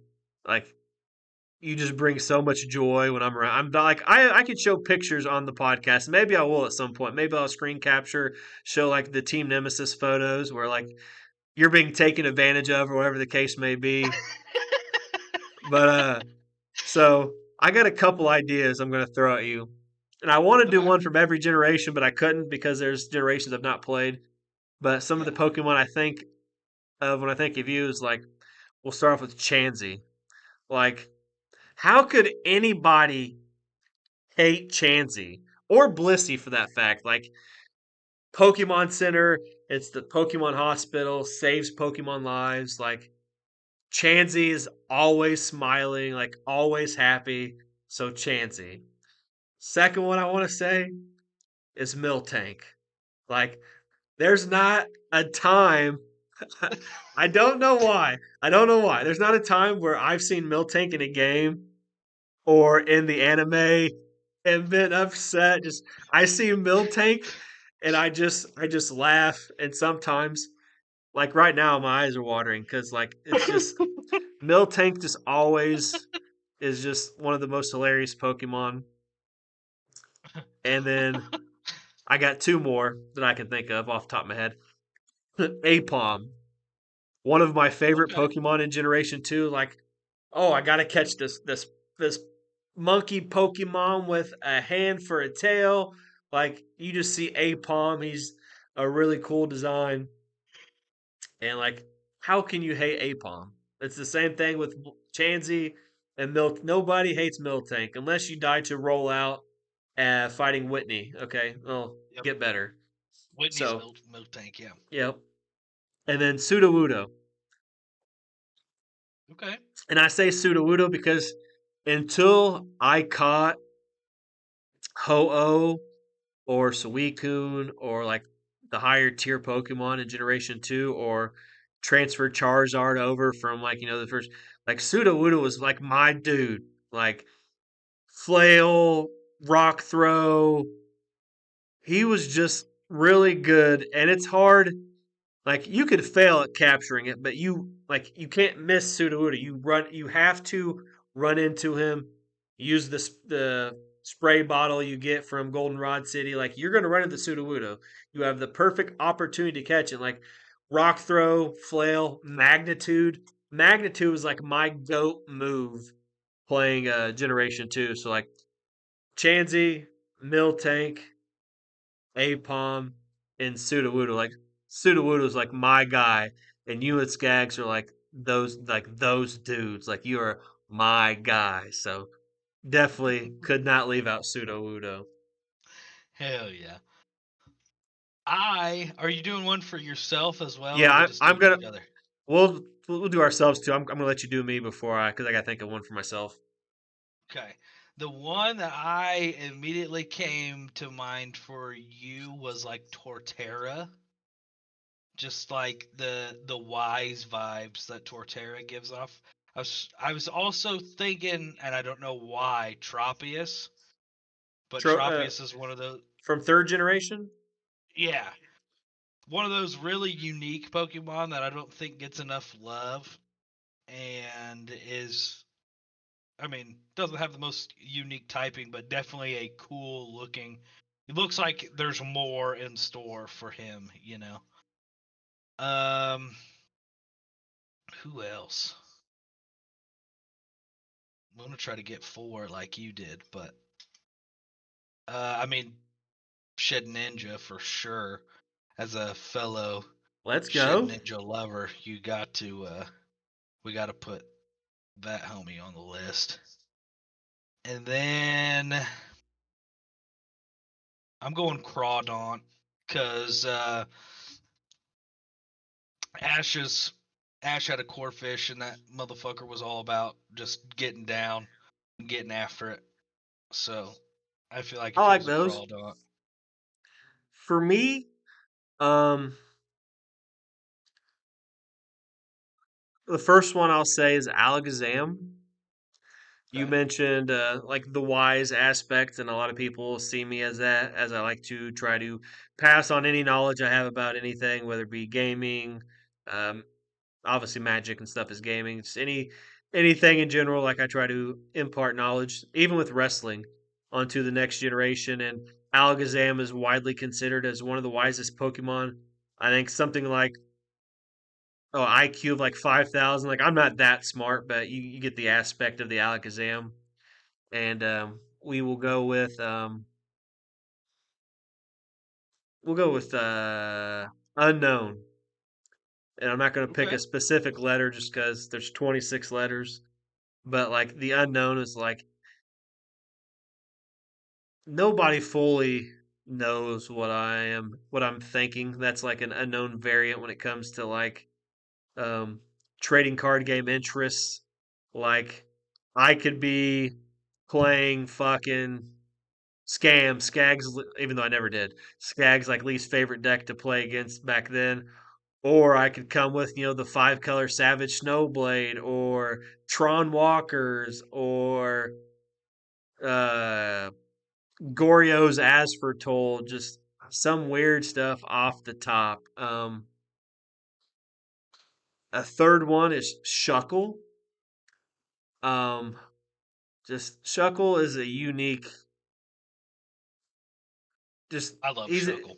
he's a unique Pokemon that doesn't get a lot of love. I've been a big Shuckle fan for a long time, and I didn't even like Shuckle when he first came out. Like you, I forget exactly what you do, but you go to the fighting gym and you could trade something for a shuckle. I forget what you trade for the shuckle. I don't think you get it for free. I'm pretty sure it's a trade. But Yeah. and then one last one. Let's go with Steelix. There's been Steelix. It's not like obviously I don't look like Steelix, but he's just really cool. He's my favorite Mega Evolution I can remember off the top of my head. Um, he's got a hard head, rock head. So throughout the years, there's been times I've been hard headed or in some aspects of thinking. So I think I can relate to Steelix a little bit. What about Okay. for yourself? What about for yourself? I'm going with, and this is going to be rapid fire. I'm Miltank? going with Heracross. No, not Heracross, Okay. Gengar, Bellybolt. You had four, right? Yeah. Hmm. Heracross, Gengar, Bellybolt. I gotta look up Belly Bolt. I don't remember him. He's in the new generation.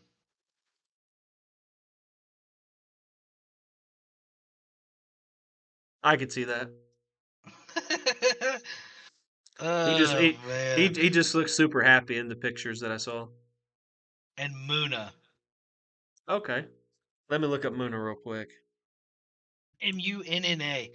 One of my favorite Pokemon because it's got that nice little bit of lore where you had the guy who's like, "Oh, I heard that there's a little pink Pokemon with flower pattern flying around," and that was like Gen 1 or something like that. And then Yeah, it yeah. took them until like Black and White, I think, to put Muna in the game. So it's another one of those cool little That lore is things. something But I really like about any game or show in general. Like I talked about the Indigo Plateau, the first season of Pokemon, where it what's the word it foretold or foreshadowed. Foreshadowed is the word I'm looking for. Foreshadowed that Pokemon. We discovered Toho. You mentioned this yeah, Pokemon. Um, one of the things I you like about. had Go ahead. uh, what's his name? Dawn Fan, and I think it was the Pokemon. Is that Pokemon 2000 where that's in? I can't remember. We had never seen a Dawn Fan before, and like Ash and Pikachu were battling one right at the beginning of the movie. So that's another cool little I Easter just egg they put watched. in. I just watched Star Wars a couple years ago, like the first six movies, and like I was on a podcast, and they're like, obviously they'd known a lot about Star Wars, and they're big Star Wars fans. I'm like, for you guys, I'll watch, and I watched all six Star Wars movies in one weekend.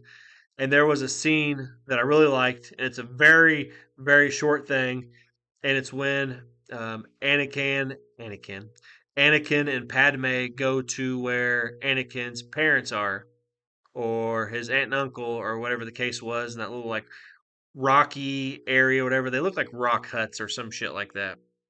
Yep. But Anakin finds out his mom was taken by like bandits or something, and he goes and kills them all. And then he comes back, and he's sad, and Padme's trying to cheer him up. And in the background, the shadow on the rock or the building you see in the background is a silhouette of Darth Vader, not Anakin, but it was Anakin's shadow being casted as Darth Vader. And so I thought that was really cool. And so anything like I'm a big Easter egg guy. Like Halo 3, the last mission of Halo, you can go through this cave, you see this guy in a shower cap, this little cardboard cutout. Just any type of Easter eggs or anything you can find in games, I absolutely love. Like the Starfield thing I mentioned, potentially, like I could be completely wrong in my thinking of that little image was a map of Hammerfell leading to a little teaser about Elder Scrolls 6. And I have a Mass Effect article that I hope we talk about next show that I wrote for N7 Day this year, which was November 7th, and talking about all the hints, teasers, clues, and stuff we've got on every N7 Day so far. So anything like that, it just draws me and it gets me thinking for a while, and I'm like, okay, well, let me go Google. Let me check Chat GPT, see if they have a website link I can go find. Stuff like that. It that stuff pulls in a lot of people, so I'm happy to see any type of Easter eggs. And so as we close out the show, I want to talk about one thing real quick. We will do at some point. I know we've talked about it for a long time. It was supposed to be done over the summer. We're still going to do the Commander game. We all have our decks. Skaggs and Quentin said I could play the Titus Precon, which I will be playing. It was met all the restrictions at the time, under $100. Not in the top 100 commanders. Quentin has all his dinos, and I forget what Skaggs playing. We have all that stuff, so we'll be recording a video in the near future, probably over Spell Table for the people that watched our show, and I will pick the next challenge, and then Q will go after that. The next challenge I'm going to pick, I will talk very briefly about it, is going to be a Pokemon challenge. And I won't get into too many details because I don't know all the details I'll choose yet. But obviously, it'll be some regulation. We'll talk about that. And I will say, because a lot of us don't have a lot of time, rental team codes will be just fine. If you can find a rental team within the particular registration, will be fine. And trust me when I say I'll be looking for a unique team. And I do watch Pokemon people, so we'll see how that happens. I know Q's a big Pokemon guy. I'm estimating Q probably wins this challenge, particularly because his knowledge is. Don't doubt yourself, Bad man. at battles, dude. I'm bad at battles. I think Q is trying to game me right now, but my prediction my prediction is Q wins, but we'll see what happens. Rental teams just makes it a lot easier for us. Um, I know I don't know about you, but I tried to battle about a month ago, and like it was a weekend. There was a tournament going on, but like I couldn't find a battle. I rented one of Yeah, Wolfie's his what does he know? Dream Eater, not Dream Eater. Parish Song. I found yeah. the Parish Song rental team code, and I really wanted to try it out. It was a picture I sent you guys too. But Mm. as we cut off the show for today, is there anything else you want to say, Q, before we leave? Oh man. Wizards of the Coast. I think that the Avatar set has put a pep in everybody's step. As long as you keep that shit up, I won't have much shit to say. Okay. I'm also looking forward to the Lorwyn set. Like I said, you guys asked me what my favorite creature type was. Fairies is probably top three. Like I'd have to really think hard, but I really love fairies. They have some cute, unique, evoke stuff. Like Lorwyn's all about fairies, goblins, elementals, kithkin. They got a cool bitter blossom on a creature. So we'll see what happens. Hopefully, it's a really good step in the move forward. Like Avatar was fun last night. So hopefully these collaborations, when you do these, they're similar in the aspect of like they fit well within the Magic the Gathering universe, the commander mechanics. As long as they fit well, people will be all right. Spider-Man wasn't well received, but there's 41 people for an Avatar pre-release. So, Avatar: The Last We get Airbender is not a Lord of the Rings. It is not a Fallout. It is not a Warhammer. I'd even be remiss to say it's not Power Rangers that we're getting next year for Secret Lair or whatever it's going to be. Like Avatar: The Last Airbender is a popular old cartoon, anime, whatever you want to refer to it as. So something of that level that like everybody was happy last night. So glad Q had something positive to say about Wizard of the Coast. We'll be back in 2 weeks. Like I said, this goes up the week of Thanksgiving. Hopefully, everybody has fun with their family for the holidays. Remember, it's time to be thankful. Enjoy time with your family and friends. I know a lot of people will be working because, that's how the world turns. Sometimes you got to work on the holidays. Um, Q doesn't have any social media, so there's nothing to really plug for Q. You can find him saving farms and people's lives one pipe at a time. Essentially, Yep, Q's a real life superhero in a way. plumbing away. Um, you can find you can find Skags on Facebook. You can find him Dodgy Yeti on Twitch, YouTube, Discord, Vintage ISO on Twitter. You can find me Seen It 123 on Twitter. Um, Threads is Seen It Chris Jones, Blue Sky, Seen It 123 Facebook, LinkedIn, Fuse, Mastodon. I'm on Discord.